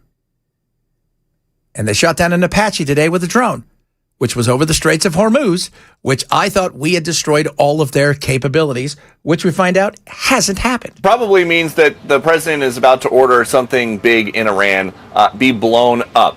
We know a couple days ago he was in the Oval Office and was asked if a red line for restarting a hot war against Iran would be U.S. troops being killed. And he said that would be a good reason to resume military operations.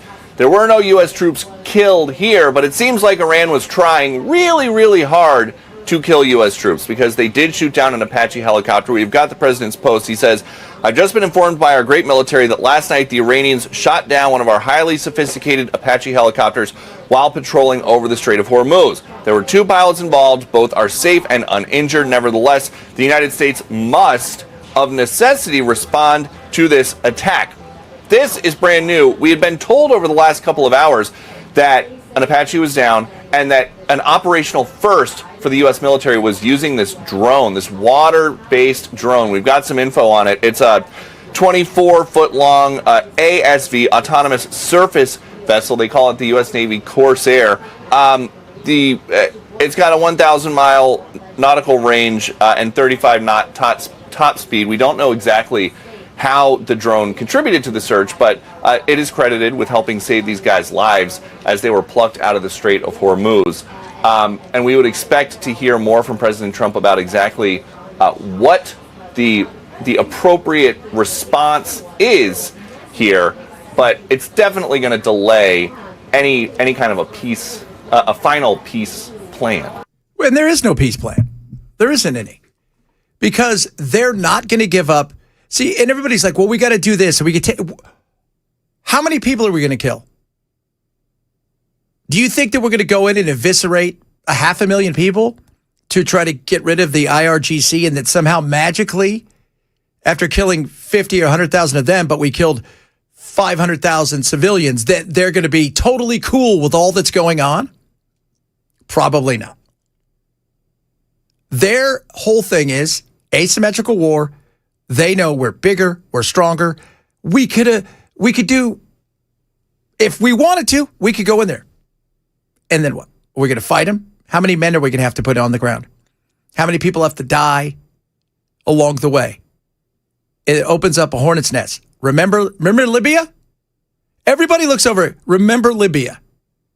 What happened in Libya? He's like, well, you know what? I've got all the stuff to make a nuclear bomb. I'm going to give it to you guys. And I'm going to try to be friends with everybody. What happened? Boom. Go look at Ukraine. You can go look. If you've got it, it's a deterrent. I don't want him to have it. I don't want any of us to have it. I don't want any of us to have it at all. But at some point in time, if one of the things that, I've heard our government say, well, we've got to be able to destroy their ambition. What does that mean? Does that mean we have to find everybody and destroy their ambition? Like, get rid of any thought of ever doing this? What do you think they're thinking now? After putting a fatwa on it, see, everybody says, well, the first thing they would do if they got a bomb, because they care about their religion so much, is they were going to go and use it. I said, do they care about their religion? Well, they put a fatwa on it, which means that is sacred, that they are not efforting to get a bomb. That was according to the Ayatollah that we blew up. Now, his kid walks with a limp, he's got a scar face, you blew up his dad. You think he's thinking, yeah, we should talk. Or he's thinking, hell no, we're not giving up our nuclear ambition. We've already gone this far. And now they control the Straits of Hormuz.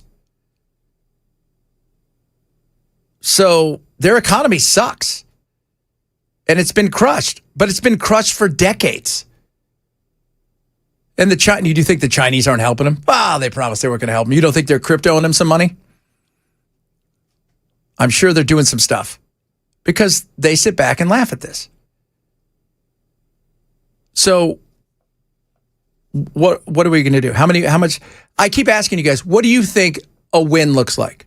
Well, we got to do what's necessary. What is that?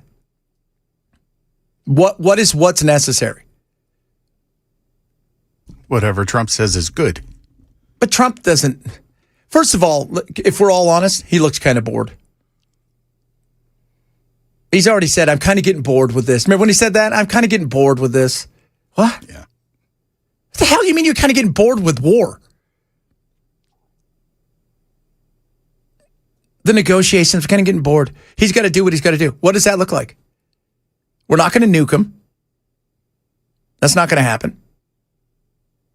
We're not going to, I doubt Trump wants to put 40, 50, 100,000 men on the ground at a place that is nasty and they have capabilities. I doubt that. So the question is what? Are we going to just try to starve him out? But he's got something to consider. It's called midterms. And midterms changes everything for him. Their goal is the 3 M's.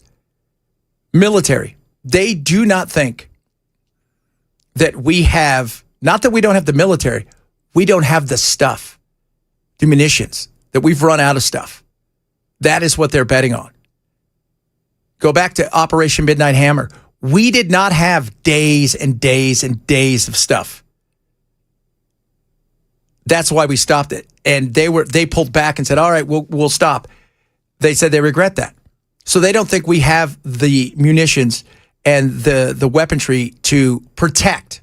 Not that we don't have offensive weaponry, but it's the protection side. Remember what we did? We went over and grabbed stuff from South Korea. THAAD missiles and whatnot, we moved them over there. Why? Because we were out. Those things, they take a long time. So then they think the market, because Trump responds market-wise. If we can starve them out, we can put the gas prices high, and we can get the market to be potentially push us into a recession or a global recession. That hurts him, which will then hurt the midterms, the 3 M's. And Trump's trying to figure out, how do I get out of this? Do you really think he's sitting there going, yeah, we should do?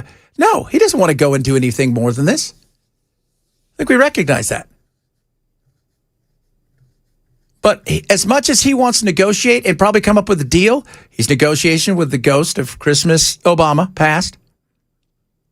And because he doesn't want to give a deal that, if he ends up having to give $12 billion to him. And at the same time, even if he comes up with the greatest deal of all time, if Bibi and Israel doesn't approve of it, then what? All right, Ken, are you seeing this? They've reached a verdict in the trial of Carmelo Anthony. Yeah, I'm watching all the idiots standing outside the courtroom screaming at each other. God, dude. I don't even know what the verdict is. Social media has allowed us to go do stupid things because people probably wouldn't even known about this. Let's go to McKinney, Texas. I saw it. We can go yell at a person across the street. Did you see those people the other day? Yelling at each other? Oh, yeah. Calling each other cracker and this, that, and the other. And you're like, oh, my God. You know what happened? Oh, go ahead. A boy killed another boy. That's what happened. Tragedy happened. People on the internet used the opportunity to turn this into a big race thing. His family should never have listened to the internet because now their kid is probably going to be convicted. I saw several attorneys today say, yeah, they should have took a plea deal when they had a chance.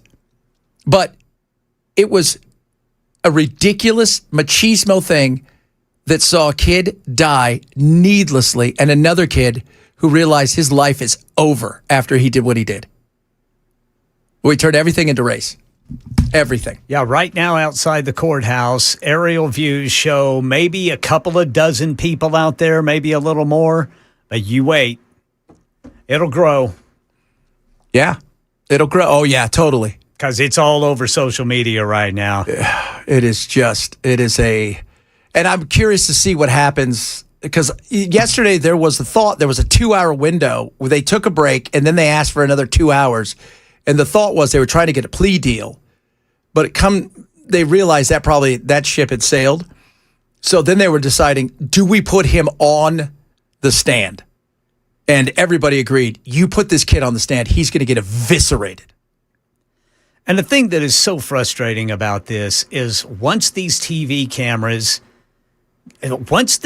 camera is trained on someone, that's when they start acting like idiots.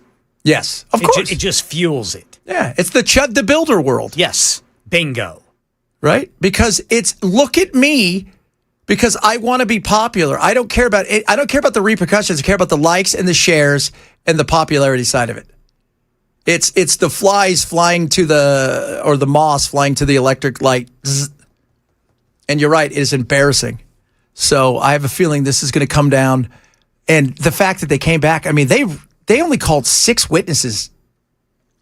And one of their star witnesses, he didn't recant the story yesterday, but he went from saying, well, he really wasn't surrounded by a lot of people. It was just those two. And he did get told on numerous occasions to leave the tent. And he did, you could tell right away that this kid he didn't want to lie, but he didn't want to see this kid go to jail forever. And that's what's going to happen. I bet you, well, they could find him guilty of, I think they said they could give him a lesser charge. Well, I mean, there's probably, what do you think?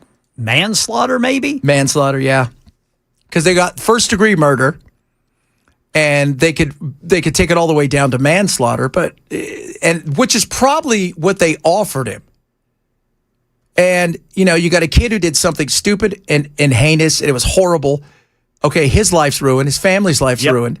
Another kid lost their lives, and now it's turned into the race battle that's going on, which is... Yeah, now all of a sudden it's racist. Yeah. All of a sudden it's a race battle. Because one was black and one was white. That's what it was all about. And it would be reversed. Even if it would have been the white kid stabbing the black kid, we'd still be in the same situation. Oh, yes. Yeah. And the family listened to the internet. They listened to all the people. They listened to all the people that were race hustlers and out there telling him, oh, you're going to get off, you're going to get this. And instead of having a pragmatic, realistic look that your kid killed somebody, try to plead it down to involuntary manslaughter, get him hopefully tried, and it's Texas, you're probably not going to, as a minor, and hopefully he's out in a few years and he can try to rebuild his life. But instead they went and listened to the internet, and now he's probably going to spend, well, depending on the appeal, a long time in jail, because the appeal's going to come too, because there's no black people on the jury, and that's where they're going to go with that. There's no black people on the jury. He didn't have any representation. So, but I just have a feeling, based on how fast that they came back with this, that he's probably guilty. So we'll see. We'll see. That's the Carmelo. Guilty of something. What? Probably guilty of something. Yeah, guilty of something. And what that is, we're going to find out soon. I'm having a feeling we're going to find out very soon. And then, like you said, watch the chaos outside. Oh, yeah. Oh, stupid is starting to stir. All right, coming up, Hot Take Tuesday, among other things. Got some of your text message. Chad Bencho, Super Talk 997.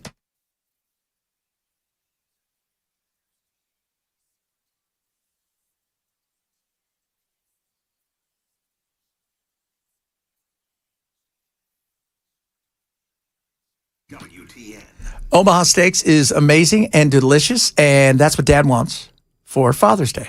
Get Dad what Dad deserves. The best when it comes to meat. Top sirloin, filet mignon, briskets. We're talking about the best around. Burgers, dogs. They are truly amazing. Omaha Steaks. Since 1917, America's Butcher, 100% unconditional money-back guarantee. Anywhere between 50 and 60+% off on amazing grilling things for Dad. Dad's best burger perfection pack. They got everything you can think of. Just steaks. You name it, they've got it all. On top of that, you save an extra $35 off at checkout when you use my code Benson. So you could win Father's Day, right? Have the memory, grilling with Pops, and, I love this, get a little bit of some of that for you as well, because you're going to eat and indulge with Pops. Or you could buy him a tie, and then he'll cut you out of the will. Those are your choices. Go to omahasteaks.com, omahasteaks.com. Use code Benson. Save $35 at checkout. omahasteaks.com. Code Benson saves $35. See site for detail. Terms may apply.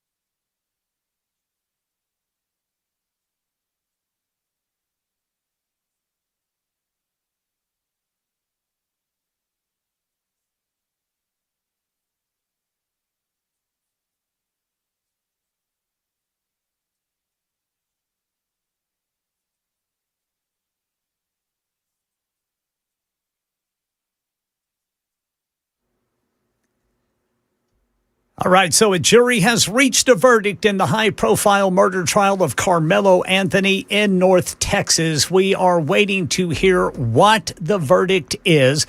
President Trump says in a social media post, we're going to have to respond because he says Iran shot down that Apache Army helicopter near the Strait of Hormuz.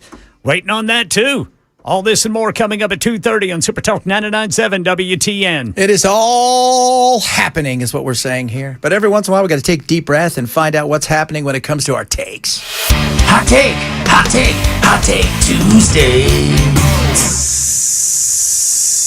Hot take. My hot take today is I sent Belle and them I saw the opening night of Rush. That's a band for those of you, not the movie that was out last year. And I just thought it was funny because of Cartman dressed up like Geddy Lee, and they were trying to be Little Rush. And we were talking about Rush earlier, but I sent him this the other day because I think Rush, again, has nothing to do with their musicianship or any of that stuff. I just always thought they were an overrated band. I never really got it. Was never my jam. Again, I mean, they're not Fish. I mean, kind of, that's just awful. But I always thought they were just like you. Why don't you like them? It's like people will tell you, why don't you watch, Chick City or any of these shows? You have to, and you watch it like, this is stupid. Right? Broad City, that's what it was called. Whatever it was stupid. Mike Ness called. He doesn't like you. Mike Ness? Yeah. Mike Ness rules. Social D. He doesn't like you. That's okay. He said that you shouldn't insult Rush. I don't think he said that. I think he probably said, I only want to do what I think is right. That's what I think he said. But again, has nothing to do with your musicianship. I just listen. I'm like, nah, not for me. It's not your cup of tea. It's not my cup of tea. And for me, I always thought they were overrated. What do you have for us, Belle? Texting is better than calling because it makes it easier for me to end the conversation with you. Yeah. I don't even have to say goodbye. Which is what you love. Go into the ether. As we get it, there it is. Belle's dream, the reason he wants to live underground. In a luxury underground bunker. Is because he doesn't want to talk to human beings. Correct. Give that man a cigar. That's it. You could get you a goat and a chicken, Brother Bilal, and you'd be just fine. Yeah. You'd have eggs and milk and cheese. That's all you need. It'd be eggs and milk. I'm not making cheese. That's too much effort. Too much effort. Again, too much effort. Unless you could do it on the couch. Do they have a couch making cheese thing? That's it. That's why he wants to live underground like the mole people. That's who he is. What do you have for us, Ken? There is no such thing as too much cheese or too much butter. There are only people who lack the courage to commit.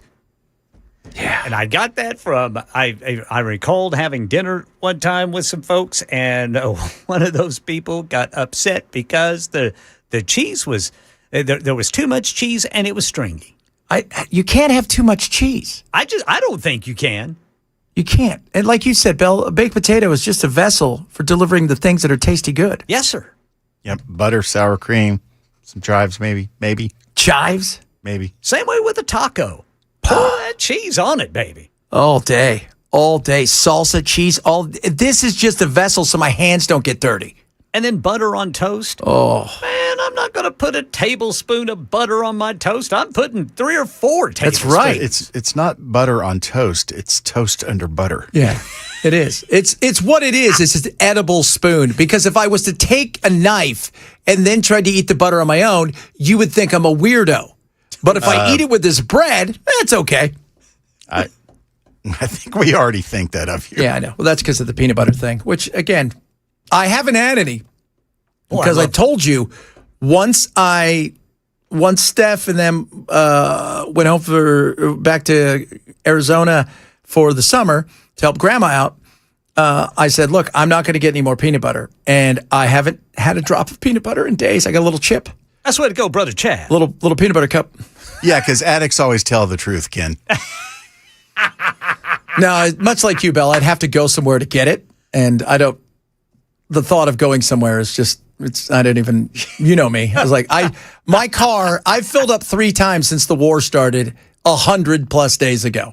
And I still have a half a tank in my 3rd fill up. So that shows you right there how much I like to go out and do certain things. All right, oh, by the way, we got a text message from somebody who, just putting it out there, general knowledge, says Christina. Okay.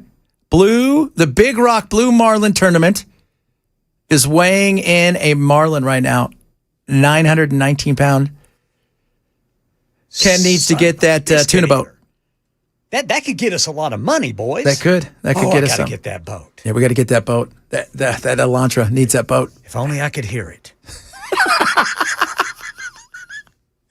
If only, Ken. If only. Coming up.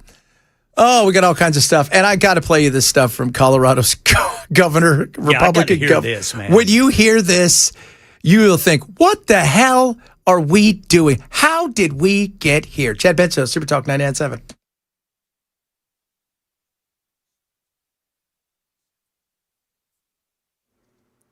Got the full forecast coming up in 5 minutes. And right now in Texas, a jury has reached a verdict in the high-profile murder trial of Carmelo Anthony. Anthony accused of fatally stabbing 17-year-old Austin Metcalf during a high school track meet in 2025. Jurors deliberated for about 3 hours before coming to a decision.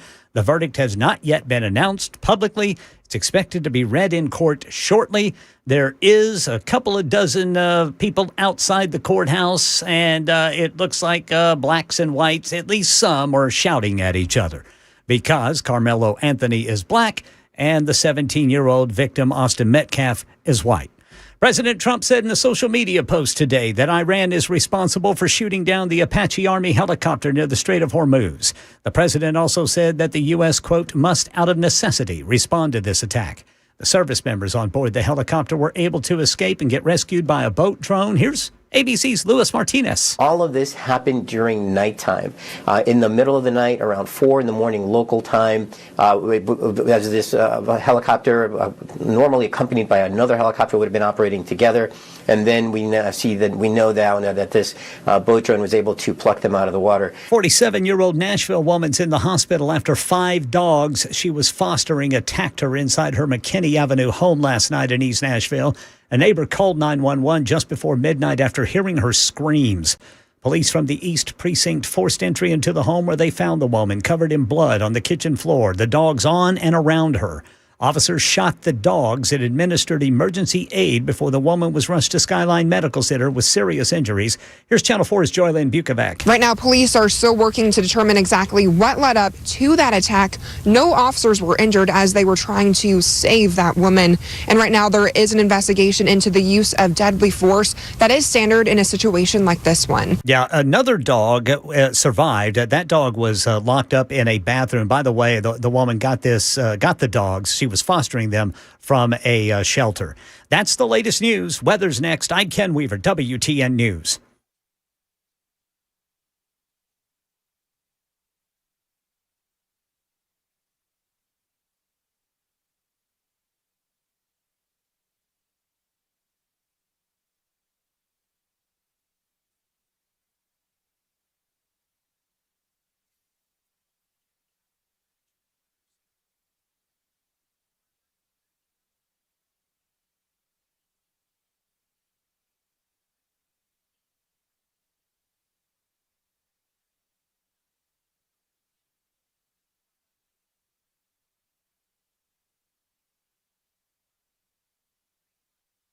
Several days ahead. Be sure to catch a weather update on the free WSMV4 weather app. Relief Factor is great. I take it every single day. Trying to work out more and more. And let me tell you something. It's great for the aches and pains in your joints and your muscles. That inflammation that kicks you in the grundle. The listener named George, great dude. Listened to me for a long time. And like 12 hours a day, he's in a garbage truck. Gets up, gets down, gets in. And he thought he was going to have to quit his job. And the reason was his knee, man. It got so swollen. He couldn't even bend it. He goes, I'm going to try it. I'm going to bite the bullet, Chad. I'm going to try it. I said, okay, try it. Tries it. Lo and behold, within a couple weeks, he goes, I can bend my knee. I can get in and out of the truck. I have no pain anymore. So that's the way it works because it's inflammation. And that's the key right there. That's what I want you to do. Try a 3-week quick start. Just $17.76. That's it. Little celebration. America's independence. Go to relieffactor.com. Relieffactor.com. You won't be disappointed. Get out of pain. Do it with Relief Factor. Call 1-800-4RELIEF. 800, the number 4RELIEF for Relief Factor.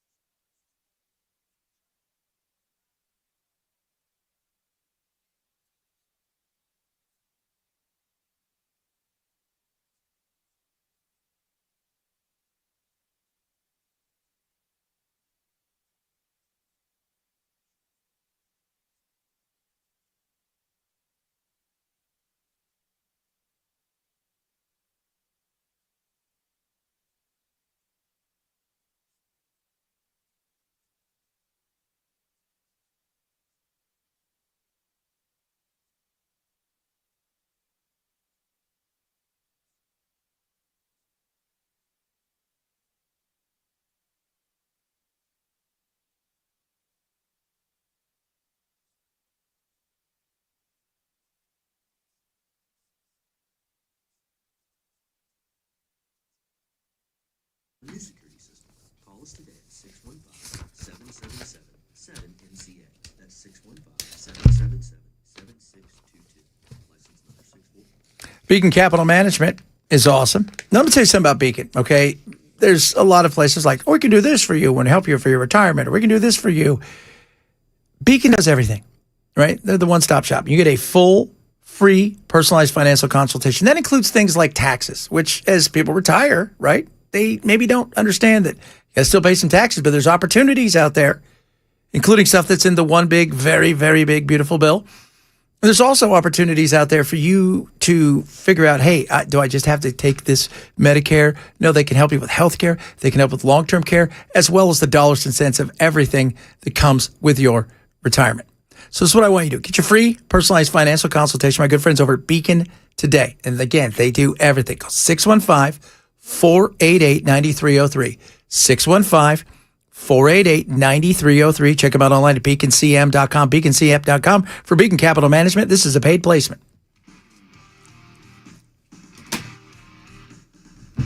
I'm sure you're seeing this, Ken. He's been found guilty. Convicted of murder. Convicted of murder. Police are now starting to approach the people standing outside the courthouse to possibly try to stop anybody from acting out. Yeah.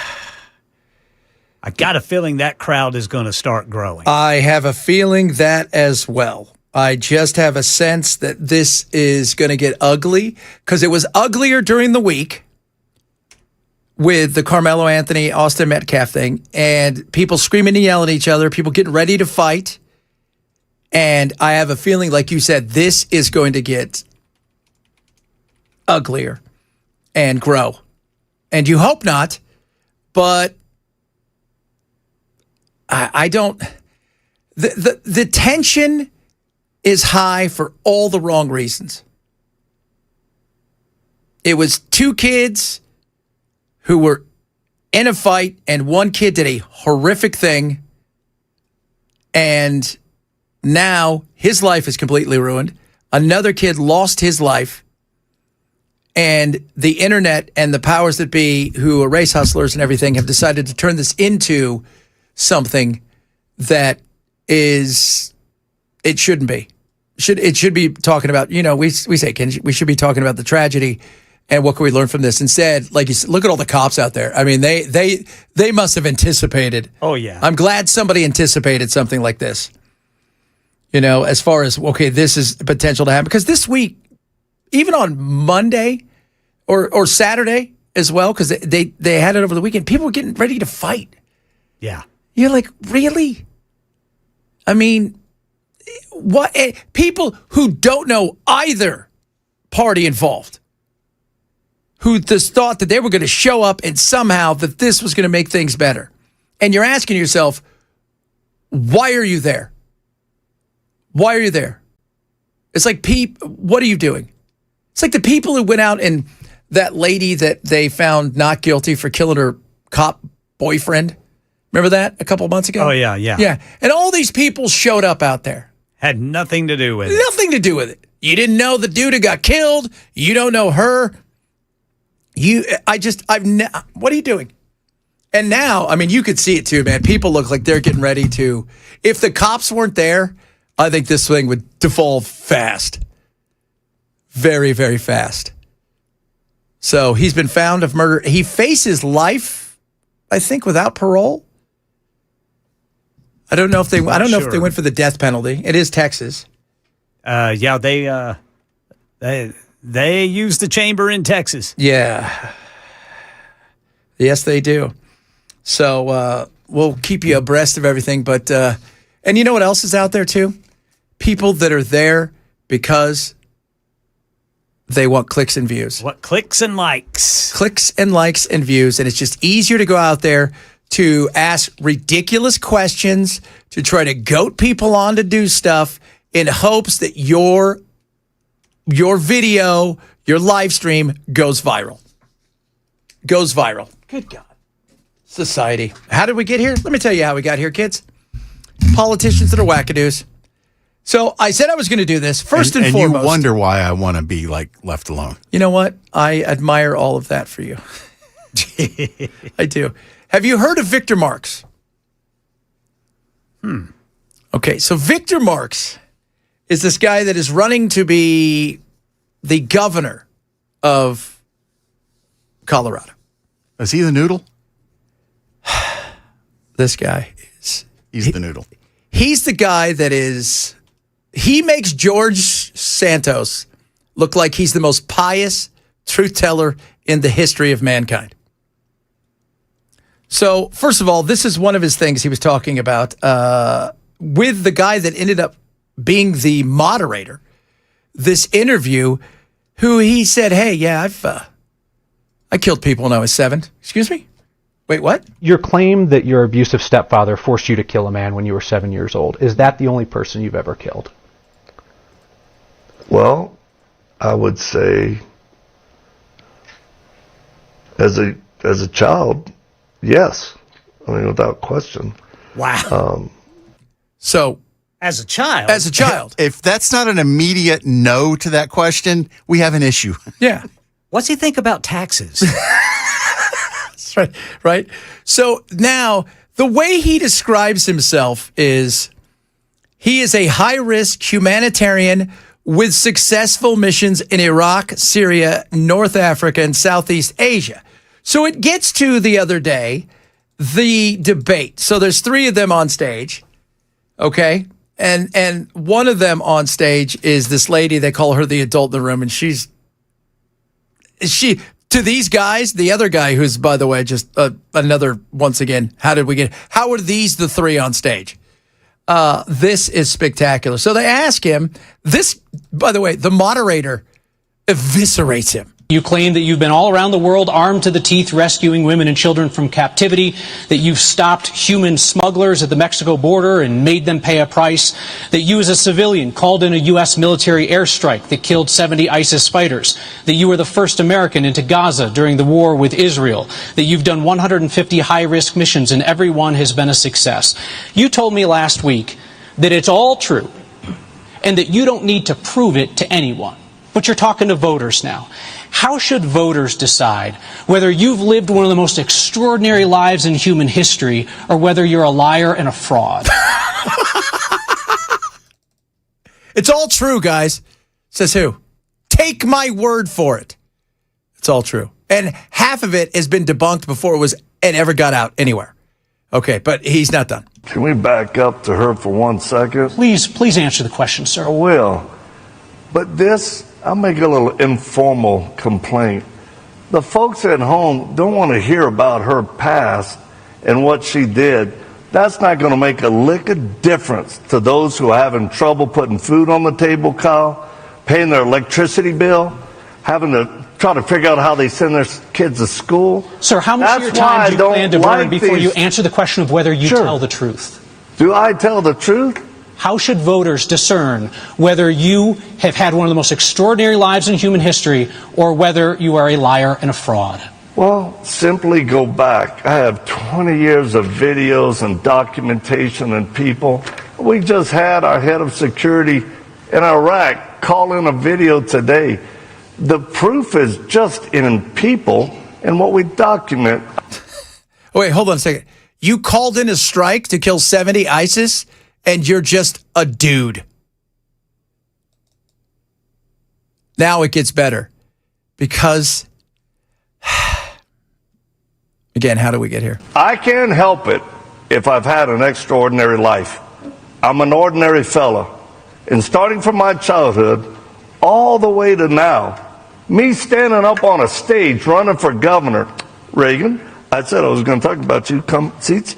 This little dog, she's going to go bite you right now, Kyle.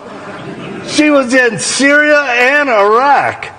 So is she lying too? Well, the dog's not running for governor. You're running for governor, and you spent precious little time answering the question other than to say that folks have to take the word of you and your staff for your accomplishments. No, I said thousands Mr. Bottoms, of a question people, for you Kyle. as we approach closings here. His dog. It's a dog? Do you think the dog's lying? What? Wow. Yeah. That guy's running for governor. That guy is. Who killed somebody at 7, supposedly. What's this guy's name again? Victor Marx. Victor Marx. Yeah. Victor sounds like a wingnut. You think? Now, the other guy, Mr. Bottoms, he got endorsed by a big-time podcaster out there in Colorado who makes Nick Fuentes look like he is actually a Jew himself. And he said, would you allow this podcaster to be on your team? He said, yeah, but I wouldn't let him work with the Jews. Goodness. What? You got Graham Plattner, who is watching the left twist and turn, trying to justify the Nazi tattoo, along with the fact that we should believe all women except the women that accused him of all the things that they maybe accused him from. And you know there's going to be a lot more crap that comes out about that guy. You think that's it? And the New York Times is digging, so you know he's going to be in trouble. How did we get here? How? How did we get here? Did nobody in the Republican Party go, hey, the guy here who thinks he's a ninja and who killed somebody at 7? What the hell is wrong with us? So you killed somebody at 7. Yeah. So my stepdad had me do killing people at 7. It's the way it rolls where I'm from. How many people? I can't count on that high, I tell you. Lost count at age 8. Just insane. Yeah, just insane. I didn't think I was going to make it to 8. I had like 40 notches on my belt. This is... Remember when you would see people that weren't in the Democrat or Republican Party that you knew, you almost certainly knew that if there was some fruitcake running, they weren't in one. They were probably a libertarian. Yeah. And then you would expect the McPhee or whatever his name was. You would expect the Republican and the Democrat to be somewhat articulate and not crazy. Yeah, not and crazy. now it's like, all bets are off on both parties. Yeah, all bets are off. And then have you seen what's going on in Alaska? Dan Sullivan, the senator, is running for re-election. You know who he's running against? A guy named Dan Sullivan who has hijacked all of his stuff and pulled a Gallagher's brother on him. And now they're fighting because he's trying to win the Republican thing just on the fact that his name is Dan Sullivan. Okay, I would love to see their ballot and see how they differentiate the two on the ballot. One of them says, I am a, what did he say? He goes, I'm an aggressive independent, right? A centrist. And the other one is on the Republican side. And he goes by Dan Sullivan and Dan Sullivan. And it's like that movie, Distinguished Gentleman, that Eddie Murphy, where Thomas Jefferson's his name. And the guy that's in his district that's been there forever, his name was Thomas Jefferson, the old white guy. He dies. He just runs using the name and he wins. It's what the hell is wrong with us?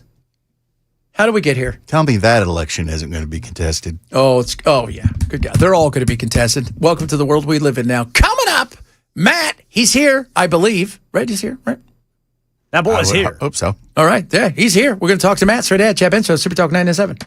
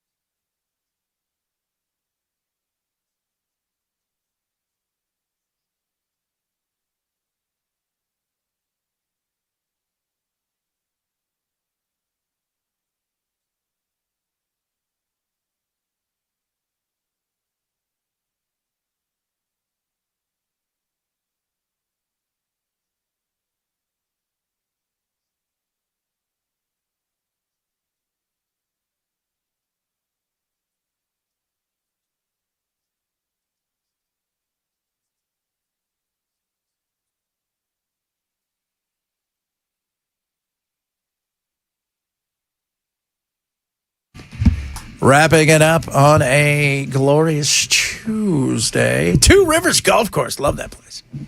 It's a nice place. Hello. Hello, sir. How are you? I'm doing well. How's everybody? Everybody doing good? I think we're all doing good. Good. Hanging out, having fun. How's the weather out there? I haven't been out there for a while. It was sticky. Yeah. Little nice sticky. and sticky. Yes. Man, I hate swamp ass. Kid at school got swamp ass. Cats followed him around for a year. Nice and sticky out there. Humidity's actually going down, boys. Oh, good. It's down to 55%. You know, it's really not the humidity. It really is the heat. I was thinking It's earlier. not that thick. It feels like it's dark. Nasty. I was thinking earlier that Matt was going to be just furious by the end of his show from having to hear all of the feels like today. Oh, jeez. Oh, yeah. It feels like good friend of the show, Dusty Slay, does his wet heat. And if you've never seen it, he's like, it's a great bit. I can't recreate it. But he's talking about people that say, oh, it's okay. It's a dry heat. He goes, I don't like a dry heat. I like a wet heat. Moist. I like a wet heat. Yeah. Wetter the better. Just give me something nice and sticky. We Gooey icky. want to see what happens with Bell's hair if he just lets it flow free for a couple days in this beautiful. You do not want to see that. I bet it's spectacular. Nice and frizzy. Yeah. Yeah, Oh, I nice think and so. poofy. I'll look like little orphan Annie with brown hair. Like a little bell fro. Oh, yes. Nice little bell indeed. fro going on. What's up, man? What's going on with you? What's on the what's been talking about today? Well, we were just talking about the lunacy of Colorado's election, but then, of course, obviously, if you haven't heard, Carmelo Anthony was convicted of murder. I did. So we Did talked hear a bit that. about that, and the chaos that looks like it's hopefully doesn't happen, but there's a lot of people gathering. Yeah, and I mean, I hate to suggest it, but I mean, I think it's pretty obvious that there are people that don't really care about the facts of the case. We're going to go over them today. We've talked about it in the past, but I mean, to me, the facts were pretty cut and dry. Yeah, and it did not have anything to do with race, except that people wanted it to have something to do with race. Yeah. Watching a couple of defense attorneys say he's guilty. I mean, there's no doubt that he's guilty based on everything. Long before this yesterday, their star witness recanted and moved back a lot of what he said because they couldn't back it up. In order to claim, I mean, if the claim was self-defense, in order to get a jury to buy a self-defense claim, you got to go on the stand. Yeah. They didn't put him on the stand. No, 2 hours yesterday, they took a break and they were debating whether or not, and they came to the conclusion that he was going to be eviscerated by those guys. So, I mean, when you're asked 15 times to leave an area that you do not belong and you refuse to do so, and you brought a knife into that area, and then you tell people, if you want to find out what I'm going to do, then you need to, I mean, it's just it. I mean, the facts of the case are very clear. I do not believe that this has anything to do with race, although there are many people that want to believe it, and there are many people that are going to attempt to cause incredible unrest in Dallas as a result. And it's too bad. It is, but because we've gotten to this point where, how many of those people, like we said, these people that show up to places, they want to be a part of chaos and craziness, and there's no reason for you to be there. You don't know either of the family members. You're not there for anything other than to either film yourself so you can get lots of likes and clicks and or to cause hell and havoc. And sadly, there will be hell and havoc caused, we believe, later on. I hope not, but we're going to go over all of that. We're going to talk about it. We'll talk about happier things. I don't know, like the zoo. I've got a big plan for the zoo because I've been considered anti-zoo, and I know Hand came out anti-zoo, and I was anti-zoo too. But I figured out a way that I could become pro-zoo. I'm going to talk about that today. Oh, I'm excited. I'm very pro-zoo. My kids love the zoo. They go to the zoo. We've got passes to the zoo. It's one of our favorite things to do. I'll give you a little tease. You want me to give you a little tease? Yeah. I would become pro-zoo if we eat the animals when they die. And if you have a problem with that, you don't have a problem with keeping them in captivity, but you have a problem with eating them? That's weird. There's a hot take for you. Have you seen the European zoos that you put them up on the screen? You talk about, hey, Harambe lived a long 25-year life in the zoo, and now you can have him as a stew. Yeah.